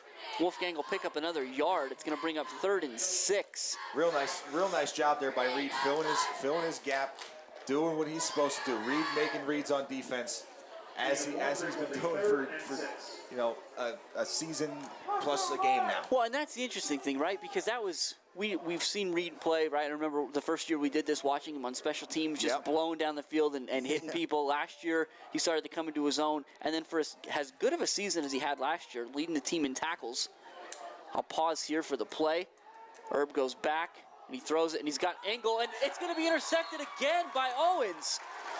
Give the assist to Timko there. That was Belichick, excuse me. It goes right through Engel's hands and falls into Belichick's lap. And you got to give the assist to Timko. I think Timko got a finger on that and was able to kind of divert the path as it, like you said, it went through Engel's hands and right into Belichick's waiting arms. So now I'm going to finish my thought quickly here. Just talking about Witkowski and how well he played last year. Coach Dara told us when we talked to him before the season started that he actually thought the game still slowed down some for Reed this year, which is terrifying when you think about what he did last year. Yeah, definitely terrifying for opposing offenses. That'll be a hand pitch to Daukus. Not much going on there. Hold against the Red Tornadoes.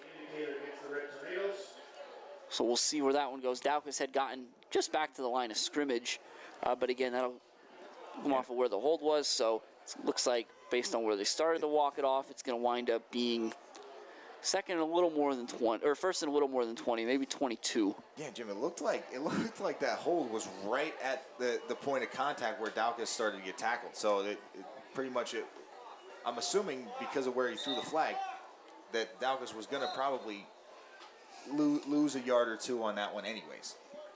So yeah, so it'll be first and 22 from the 25 now for the Red Tornadoes. Stellar under center. Blichik split out to the right.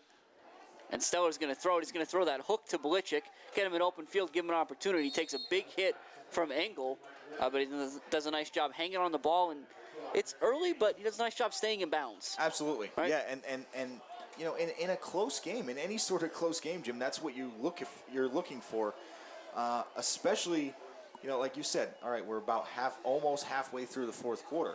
Now it's time. Everybody's clock watching. We're going to see Stellar getting up there to the line and watching that end zone play clock. Yep. See, there's no rush to get up there. Yep. You see Stellar showing over to Coach Dara that we're going to let it go down, yeah, right? Let's slow it down. Let's slow it down. Let's ride this out. Again, it'll be under 6:40 by the time they snap this football. Second and 13. Owens in motion, but they're going to hand it to Reed up the middle. And again, Reed, I'm just going to come right out and say this. Reed had no business getting 3 yards on that play. No, he did not. But he did anyway. So it'll bring up 3rd and 10. And yeah, we talk about all these guys, man. Stellar's a tough runner. T.O. runs tough. Reed runs tough. Daukus runs tough. All the guys that fill in there, Farinato, Verano, Zarski, they all run tough. But that offensive line, you know, even though, like we talked about, that big piece in Nestico being on the sidelines, they're still working hard out there. They're still working hard in those trenches and making these guys earn it. Now the Red Tornadoes are going to throw it here, interestingly enough. Stellar's going to roll out, and now he's just going to tuck it and run, which is, I think, the right thing to do. He's going to flip it forward. Now, we'll see. I think he's going to cross the line of scrimmage on that one. So it looks good on tape. Unfortunately, I think that's going to end up costing the Red Tornadoes more than anything else. But again, you love the effort there. Kid just trying to make a play. Absolutely, and I mean, that's one thing that it's got to be tough for Stellar because he's been a running back. Yep. For the last two years. Yeah. So we look back now. Now you're going to say, hey, we want you to still be a running back, but we're going to give you the opportunity to throw it now. So now he's thinking quarterback. He's a quarterback.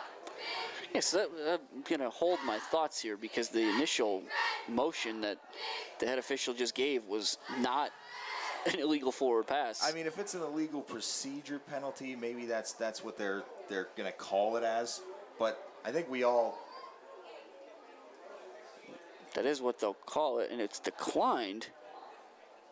But okay, so there were 2 penalties on the play against the Red Tornadoes. So right, so you'll get the illegal procedure penalty that the Vikings will decline, and then the illegal forward pass play which they'll accept, which also unfortunately comes with a loss of down. Right. So it is 4th down now. Which is why I was glad they came with that second penalty because I was starting to scratch my head there. Why would because if they declined the penalty, it would have went for a first down. So that's I'm glad for the clarification there.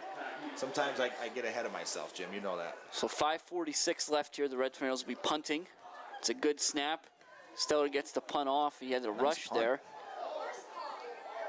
Willard will take it at around the 37. Nice tackle there made by number 11. Cole Spears, I think we mentioned his name a couple times on special teams tonight. So young man having himself a nice night. But again, so we're getting to this point now, Dan. It'll be 1st and 10 Vikings from about their 34. They're down 15 with just over 5.5 left. We know they can score quickly, but they kind of need to. Yeah. They're at the point right now where there's no option. There's no option to, kind of run here, run there. They've got to hit it big, and you know where they're going to go. We know they're going to be looking to angle. So Herb under center. It's a tight set. Both the receivers are really close to the rest of the line. Herb's going to step up in the pocket, and the Red Tornadoes are going to throw him down. Initially, looked like 66 Chicatano, again, not only in there, but applying the initial pressure before Daukus, and it looks like Witkowski finished him off for a loss of about half a yard. And Jim, that's one of the upsides that for Witkowski playing that middle linebacker spot, because he's been doing it now for a few years, and he kind of runs that defense. That these guys apply the pressure, he's allowed to make his own read and say, okay, I'm going to go get the quarterback now instead of staying in coverage. Herb rolling out to his left, and he's got Willard. Nice play there drawn up. It'll be a first down, and we'll see if they're marking him as out of bounds. So that's, again, we talk about, at the high school level and college as well, the clock will stop when the chains move. But when you also get out of bounds, you don't need to get out of the huddle as quickly if you're trying to conserve some clock. Right, and yeah, you're right, Jim. We keep talking about how quickly they can move the chains, how quickly they can move the ball, how quickly they can score. One thing, Dan, I'm sorry. No, it's okay. I think the Tornadoes' defense is okay with giving up a few first downs. Sure. It's just that all-elusive touchdown that the Vikings have been looking for. Balls at midfield, 1st and 10 Vikings. Yeah, so it looks like, again, Verano pacing the sideline. Looks like there's some ice going on as well. So we'll see if we're going to see him again tonight. For the time being, Herb is just going to let that loose, and that's about as high as you can throw it. An unbelievable effort over there by Evans to try to catch that and stay in bounds, but he's not going to be able to do it. Somehow Steller's out there in coverage, and also we just mentioned about Verano being on the sideline. Number 6, Austin Garankowski, is the one in there for Verano, and he does a nice job on that one as well. Yeah, he did. And Jim, it also looks like there was it looks like now the Vikings are kind of picking up on the fact that they're going to send 2 guys at angle, so they're trying to get their other guys involved. Yeah, it does seem that way, Dan, and we'll see. So we'll have to see there. I think it looked like the Red Tornadoes might have come across the line just a hair early. Yeah. Again, you talked about it before, right? You start to hear those snap counts, and you think you've got them pegged. And maybe you're just, again, it wasn't anything overly egregious. It just half a tick. Right, just barely. And especially, I mean, I don't want to, put it out there, but especially, you get these defensive ends, man. You know they're going to be throwing the ball. You know that Herb's going to be dropping straight back in a 3 to 5 step drop. So yeah, the DNs are going to get a little antsy and try and get after him. So the offside penalty makes it 2nd and 5 from the Red Tornado 45, and now it looks like the Vikings are going to return the favor, and will have a little motion, an illegal motion on their own side. So we'll do a little song and dance here. Yeah, well, a couple plays, a couple penalties, 2nd and 10. Now the conversation, though, I think is going to be whether the offensive player was drawn off. And you're spot on, Dan. Somehow that one's going to turn against the Red Tornadoes. Again, it happened quick enough that there was a Viking in the Red Tornado secondary. Right. And the ball hadn't been snapped yet. Right. But he was drawn off by the Red Tornadoes. Which is usually that's how you get the offsides penalties. They're drawn off by an offensive guy moving his hand or something like that. But this time it was the other way around, and that's a tough call. It's a conversation call for the referees. So now it's 1st and 10 from the 40. 4:40 left in this one. Herb goes straight back. Daukus is coming for him, and Daukus is going to move him right into the large hands of number 75, Matt Kelly. Yeah, Daukus did a really good job, and you could tell that Herb felt him, which was good because it looked like Engel had gotten a single coverage on the outside here, running a little corner route where Herb was looking, and Daukus forced him up into the pocket, like you said, right into Tank's waiting arms. And Tank's going to eat when he's in there, Jim. So 2nd and 15 now. Again, Herb straight back on the move again. He's going to step on the pocket. He's going to let this one go. He's throwing it. Evans almost throws Garankowski onto the ground to make that catch. Doesn't look like there's going to be anything else thrown on the ground. Yeah. So it'll be 1st and 10 Vikings all the way down at the 10-yard line. Yeah, and that's got to be a penalty there, Jim. There's no other way to put it. And you see, obviously, Coach Dara's upset, and that referee over there on the sideline, maybe he's had enough of hearing Coach Savage that he tried to throw him a bone or something. We'll see what happens here. 3:40 left, 1st and 10 from the 10. Now they'll go back to that running game, and Wolfgang is going to be met in the hole and dropped by a Red Tornado, and the Red Tornado is down.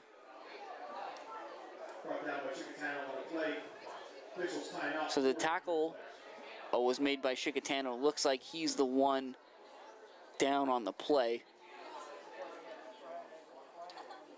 So we'll see how this plays out. But again, we've got 3.5 left here, Dan. 3:31 on the clock.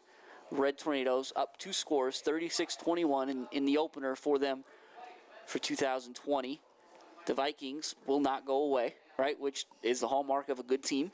Absolutely. They've hung tough, taken every punch the Red Tornadoes have thrown, and thrown a few back themselves. They're looking at 2nd and 13 from the 13. So it is a 2nd and goal situation, and it's going to be an interesting 3.5 minutes. And Jim, the upside for the Red Tornadoes at this point is the fact that it's so much easier throwing the ball and having a heavy passing game when there's a lot of field to play with. You get down here into the goal to go situations, it's much harder to throw the ball. There's a lot more defenders in a more enclosed area. So they try to go to the run, and Chicatano does a great job as we see him getting off the field here, walking off under it. Looks like his own power, thankfully. Gets in the backfield and makes a big stop. So looks like 50 Aaron Elliott's in there, 58 Kellen Geary as well. We've seen, like you said, the Red Tornadoes have kind of swapped guys out a lot tonight. But again, the Vikings right back at Herb. He's going to step up in the pocket because he's got nowhere to throw. He's going to try to use a stiff arm, and it's not going to work. We got another flag, 2 flags. All right, a lot going on the far sideline there. Not sure. Again, the flags seem to be thrown for different infractions if you base it on their timing. Right. So now there'll be a discussion. Right now, the ball is marked at about the 9. So there's going to be a personal foul face mask against the Red Tornadoes. Wow. Personal foul, face mask penalty. So, okay. Half the distance penalty, it looks like. Okay. So the clock will wind. And they're going to let it. So the only thing I can think of, right, is in that way, because you saw where the play ended. Right. They must have marked Herb's forward progress as stopped, right, before he got out of bounds. So the clock continues to wind. It's approaching 3 minutes now. And so, again, quick strike offense for sure, but the opportunities are starting to turn thin. Now Herb is going to look, and he's throwing for Giller, and he just misses him, just outstretched arms. Number 2, Belichick on the coverage there. And Dan, I don't know if you heard what I heard, but again, this is such a weird game, such a weird situation here at the Silver Bowl. Yeah. But for the first time tonight, I heard a little bit of "Let's Go Red" from the faithful.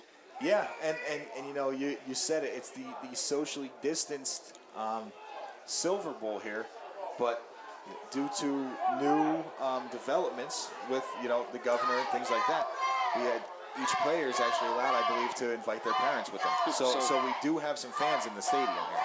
Hopefully you can pick it up here. You got a "Let's Go Red" chant going on by those just down below us. 3rd and goal from the 5, I should say. And Herb's going to throw it again, and he's under pressure. He's got to throw it in the direction of Engel, and he's going to catch it, but did he stay in bounds? And he did. He did. So again, the Red Tornadoes on good coverage. Herb floated that one up there. Engel went and got it. So it's 36-27 right now. Again, this is key, this extra point. It's up to Coach Savage. Do you want to go for 2 now, or do you want to have to get it later? Yeah, right. that's You have to pick up the extra point somewhere. right. And I think just noticing the kind of coach that Coach Savage is, looks like he wants to go for it now, but maybe not. Well, and the thing is, it's interesting, right? We'll see what he does, but really, if you miss it now, you have more time to make it up. If you miss it at the end of the game, that's about it. So but looks like they are going to kick it unless we see some sort of a fake. Rafferty's out there. Again, you do have Herb as your holder. Rafferty gets to kick up, and he drills that. So he did opt to go for the pay me later version. Right, yeah. And I got to be honest, I'm just impressed with the fact that they were able to get that play off. that extra point there. You saw Herb catch the block, throw it down. The kicker took his shuffle backwards, and they snapped it. Yeah, so that drive itself, again, aided largely the huge completion, we'll call it a contested completion, to Evans on the far side of the field. That was a big play on that drive to keep everything moving. There were a couple penalties on both sides there for a minute. But at the end of the day, regardless of whatever the situation may have been, currently stands, we've got 2 minutes and 45 seconds left in this one. The Red Tornadoes have an 8-point advantage, 36-28, and are receiving the ball. Yeah, Jim, I'm curious to see what Coach Savage does here. Yeah, there's 2 minutes and 45 seconds left. Not a ton of time left. But Coach Savage has all 3 timeouts, so he can opt to kick it deep and put the faith in his defense. But as you see, the Red Tornadoes do have their hands team on the field. Yeah, they don't appear to expect it deep. You've got a lot of jerseys out there, right? Some we've talked about before: Farinato, Daukus, Owens, Belichick, Stellar. I also see Feliciano out there, number 16. Cole Spears, we said his name a couple times. He's in that second row. Timko's on the far side. So pretty much anybody that can catch a pass is out there for the Red Tornadoes right now. Now we'll see.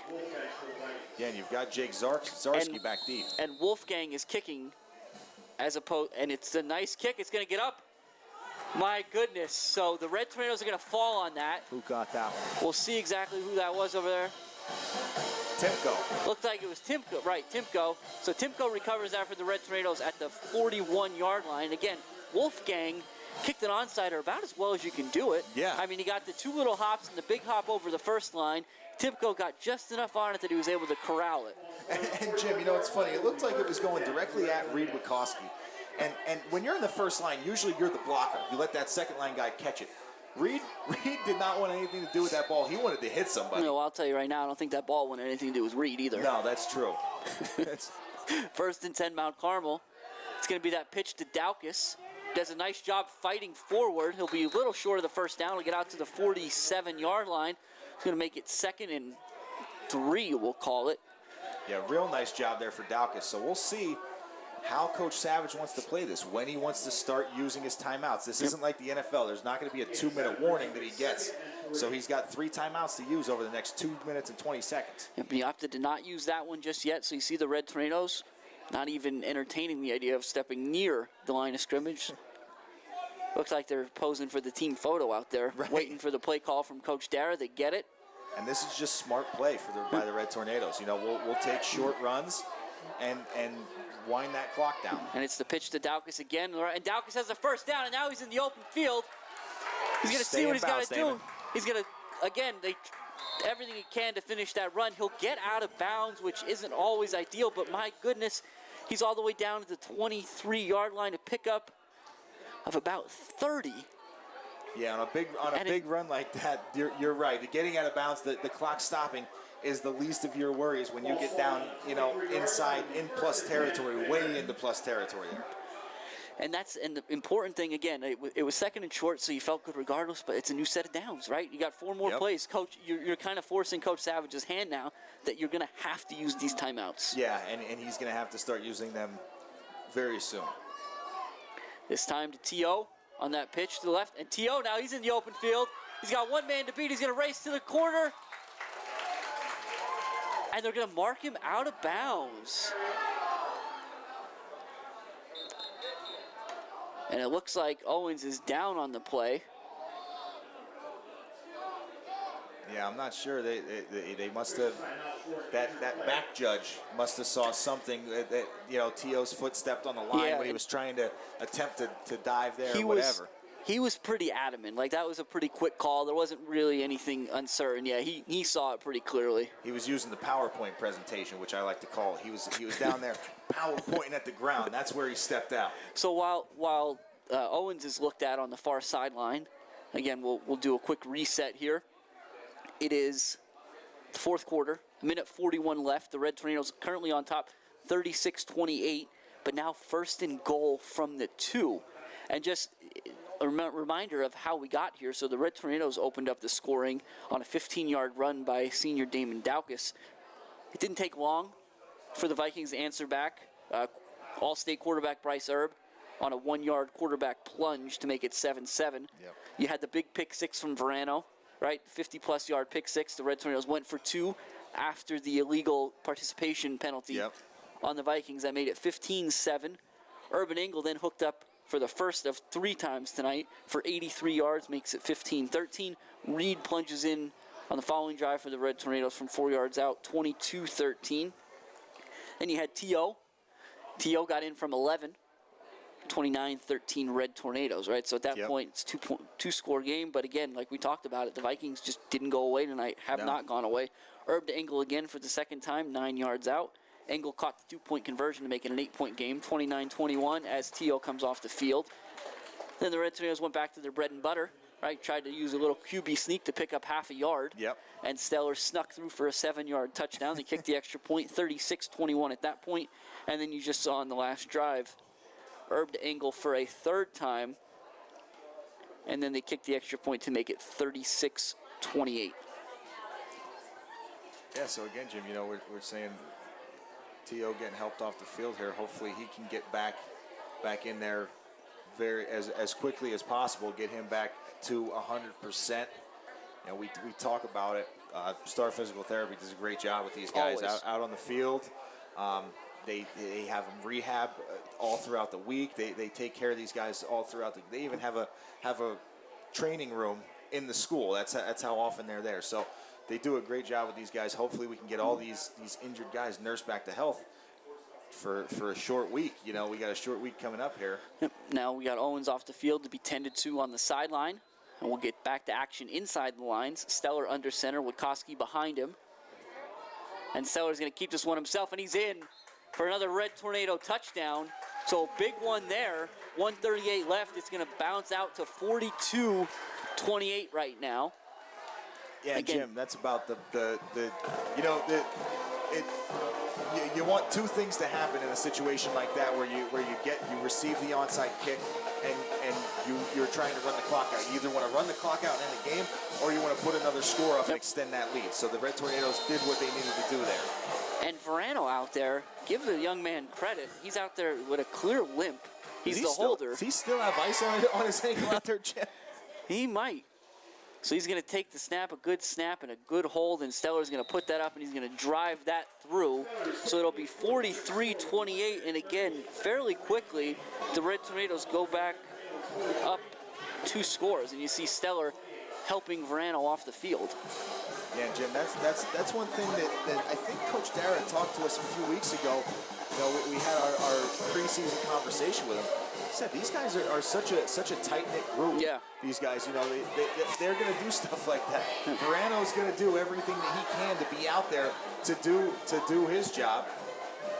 And in return, Stellar says, all right, you limped your way all the way out here just to hold the ball so we can get another point on the board. Let me help you get off the field. It's a great leadership by these captains, starting things out, and just a great team, great group of guys from top to bottom. And again, as you've enjoyed every minute of this broadcast, no doubt, thanks to the great camera work and the production by the WKMC TV team, big shout out and thank you to Academy Sports, tonight's sponsor. And if you're watching this tomorrow, I always get used to saying Wednesday night, like that's tomorrow night this time. Yeah. On WKMC TV, thank you to Service Electric as well.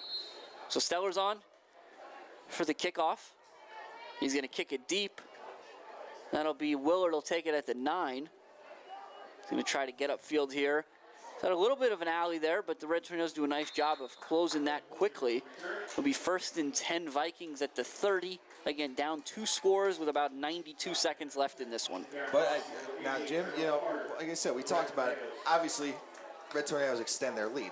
Huge move there for the Red Tornadoes, putting points on the board. But on the flip side of that, the two runs that ended out of bounds, and then the score, Coach Savage still, minute and a half, all 3 timeouts. Plus, they're going to be throwing it, so incompletion, stop the clock.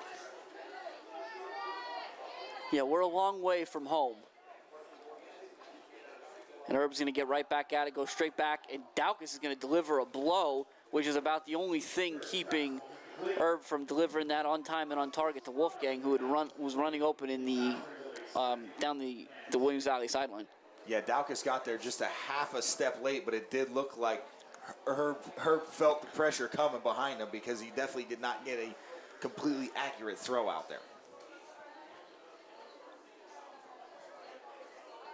So again, the Red Tornadoes, in their first game of the season, certainly seem up to the task of competing with a talented squad like the Vikings.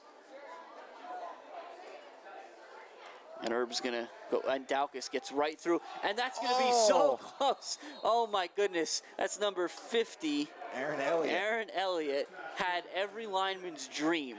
He had a screen pass right in his hands, and it just kind of bounced around, but nevertheless a huge play by number 50.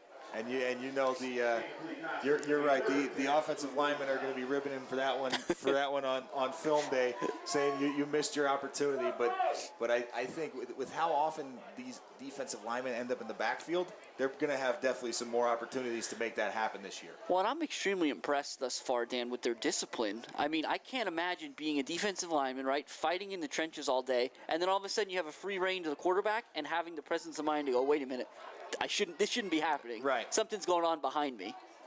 And Herb's going to throw a go ball to Engel.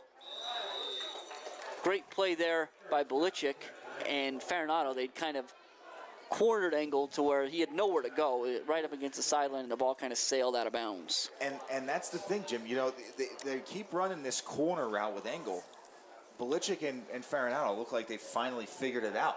You can do it slightly without causing a sort of penalty. Be able to ride Engel towards the sideline, you know, just sure in that direction, and use the sideline as a third defender. It's funny. I was thinking the same thing, a third defender, right? Because we've already got, sometimes it's a second defender, right, but we've already got Belichick and Farinato out there. Yeah, you've got the coverage underneath, you've got the coverage over the top, so now you get it on the outside with the sideline. So it's 4th down here, and if you weren't sure how this one was going to go a couple minutes ago, this is largely for the game. Herb's going to be under pressure immediately. He's going to try to get to his right. He's got to throw it. It's incomplete. There's no flags on the field. And so the Red Tornadoes are going to take over 1st and 10 at the 30-yard line with a minute 11 left and a 15-point lead. Yeah, and Jim, I just want to point out again, you know, we talked about the toughness of this group. The guy that was applying the pressure up the middle there, Matt Chicatano. Yeah, I don't know. Back in there again. Unbelievable, these kids, right? Yeah, they're tough. So we'll see how Coach Dara decides to do this. I remember it was always fun watching them out of the shotgun wing take a knee. Right. But we'll see maybe a legitimate victory formation here for the Red Tornadoes. But with Coach Savage having all 3 timeouts, they may opt to run. Yeah, I don't think they're not quite out of the woods yet, and so they'll pitch it to Daukus, and he'll try to stay in bounds and continue making some progress. It'll be Engel and 75, Jackson Yoder on the stop there. Daukus won't pick up any yards, but again, he'll stay in bounds, and Coach Savage has opted to not use those timeouts, so now we're ticking under 50. Yeah. And you see Stellar. Julian wants to take that knee. He's looking at Coach Dara, patting his knee pads and pointing at the clock. Yeah, here it is. Maybe this is going to be it, the victory formation. And they're going to give it to Jacob Zarski that time on the pitch, and Engel will sniff that out and ride him down on the turf. We'll pick up a yard or 2. Now we're inside 25, and looking at the play clock, the Red Tornadoes aren't going to have to run another one. No, they're not, and it looks like everybody's pretty pretty ready to take this one in. And you can kind of hear what's, again, the crowd did a great job staying as long as they could. Weren't a lot of them to begin with due to different restrictions, but regardless, they got to see an exciting game and one that nonetheless ends with the Red Tornadoes coming out of this one on top as we hit the buzzer with a huge 43-28 victory over the Williams Valley Vikings to start their season 1-0. Yeah, and Jim, again, that's a great start for the Red Tornadoes. They did an amazing job tonight of kind of taking on adversity. And look at this, and Dan, I don't mean to cut you off, but look at this. This isn't a sign of the times at all. You got the two teams kind of standing, 15, 20 yards apart, waving at each other, and that's what sportsmanship looks like in 2020. Obviously, the handshake line at the end of the game isn't feasible. So I'm sorry, Dan. We'll see. That'll become probably commonplace throughout the year, but yeah. I mean that's obviously the first time I've ever seen that one. And Jim, it's funny you say that's sportsmanship in 2020. In 2019, if you're gonna wave goodbye to the other team, that's the opposite of sportsmanship. Right. You know what I mean? Last year, that's a little bit of a taunting move, but now you're right. That is a sign of the times. But just getting back to it, these guys did a really good job of facing adversity and overcoming it. They overcame adversity throughout the entire game. Yeah, one of the things that I thought was interesting, so we went through and we talked about this, and again, you see social distancing from the Red Tornadoes in their post-game circle as well. One of the things we talked about was the defensive backfield, right? And we mentioned Verano, we mentioned Owens, we talked about Blitchick a lot, Farinaudo. And while we said 2 of the 4 were brand new and, a couple of them, the other 2 weren't necessarily always everyday starters, 3 of those guys came away with INTs. Yeah. Verano, Owens, and Blitchick all had picks tonight. And Farinaudo was in position to do it throughout the whole night. He was with Blitchick. It was like those 2 were connected at the hip, and then they were also connected to Engel's hip. Yeah, we talked about the 3 picks. We definitely won the turnover battle. They did such a great job of in coverage. We talked about the inexperience of this defensive backfield, but they did everything that they could to really stop Engel. And I mean, he played one heck of a game. Made some amazing catches. Herb made some perfect throws. Right. But our defensive backs couldn't have played any better. I mean, it sounds silly, right? To some extent, you stop a guy who has 3 touchdown receptions, but they did a great job. I mean, he worked for every one of those. He was blanketed, and great job there. And Dan, I know you've got some numbers there, again, courtesy of Jose Gonzalo. Yeah. So I don't know if you want to run through those and kind of let everybody know where we stand. Yeah, we'll start off with our home Tornadoes again. 44, finishing the game with 44 carries for 342 yards, 2 of 4 passing for 23 yards, 15 total first downs. So that's a great job. 342 yards with a fairly new offense. Absolutely. That's a good way to start. Actually, 365 total. But then you go to the Viking side, 30 carries for 90 yards, 13 of, it looks like 30 for 320 yards. Yeah. So we talked about it, averaging 22 passing attempts last year per game, threw it 30 times this game. The Red Tornado defense did a great job against the run. It did, and that becomes a thing, right? Like, you give up 330 yards, 3 passing touchdowns. That doesn't look great on paper, but at the end of the day, you can do that as long as that's all you give up. Right. Right. You can get away with that one. Exactly, and that's pretty much it. I mean, 90 yards rushing on 30 carries. On 30 carries, that's they're only giving up 3 yards a carry, and there were a few good breakaways there as well. So they did a really nice job of keeping that backfield hemmed in. And the Red Tornadoes, they scored 6 touchdowns tonight. 5 different guys scored. Stellar's the only one that scored twice, right? You had Daukus, Verano, Witkowski, Owens, and then Stellar twice. Yep. So they spread the love around again. Verano earned his on the pick 6, but a little bit of everything. So it's, all things considered, it's a great night for the Red Tornadoes. Absolutely, and it's a great night to be a Red Tornado, Jim, as it always is. Well said, Dan. So I think that probably does it for us. We'll wrap it up and we'll get out of here again. The first game of the season for the Red Tornadoes here on Tuesday, September 22nd. They come away with a big victory over the Williams Valley Vikings, 43-28. We've got a big one coming up again Saturday at Bloom. Right, so somewhat of a quick turnaround, and it'll be the first of many here as the Vikings experience as well. So, again, 43-28, big win for the Red Tornadoes. Looking forward to what the season has to bring. So we're going to go ahead and get out of here. We'll catch up with you on Saturday. Again, I'm Jimmy Lesko. And I'm Dan Lesko. And for Jose Gonzalo, we will see you Saturday night. Thanks for watching.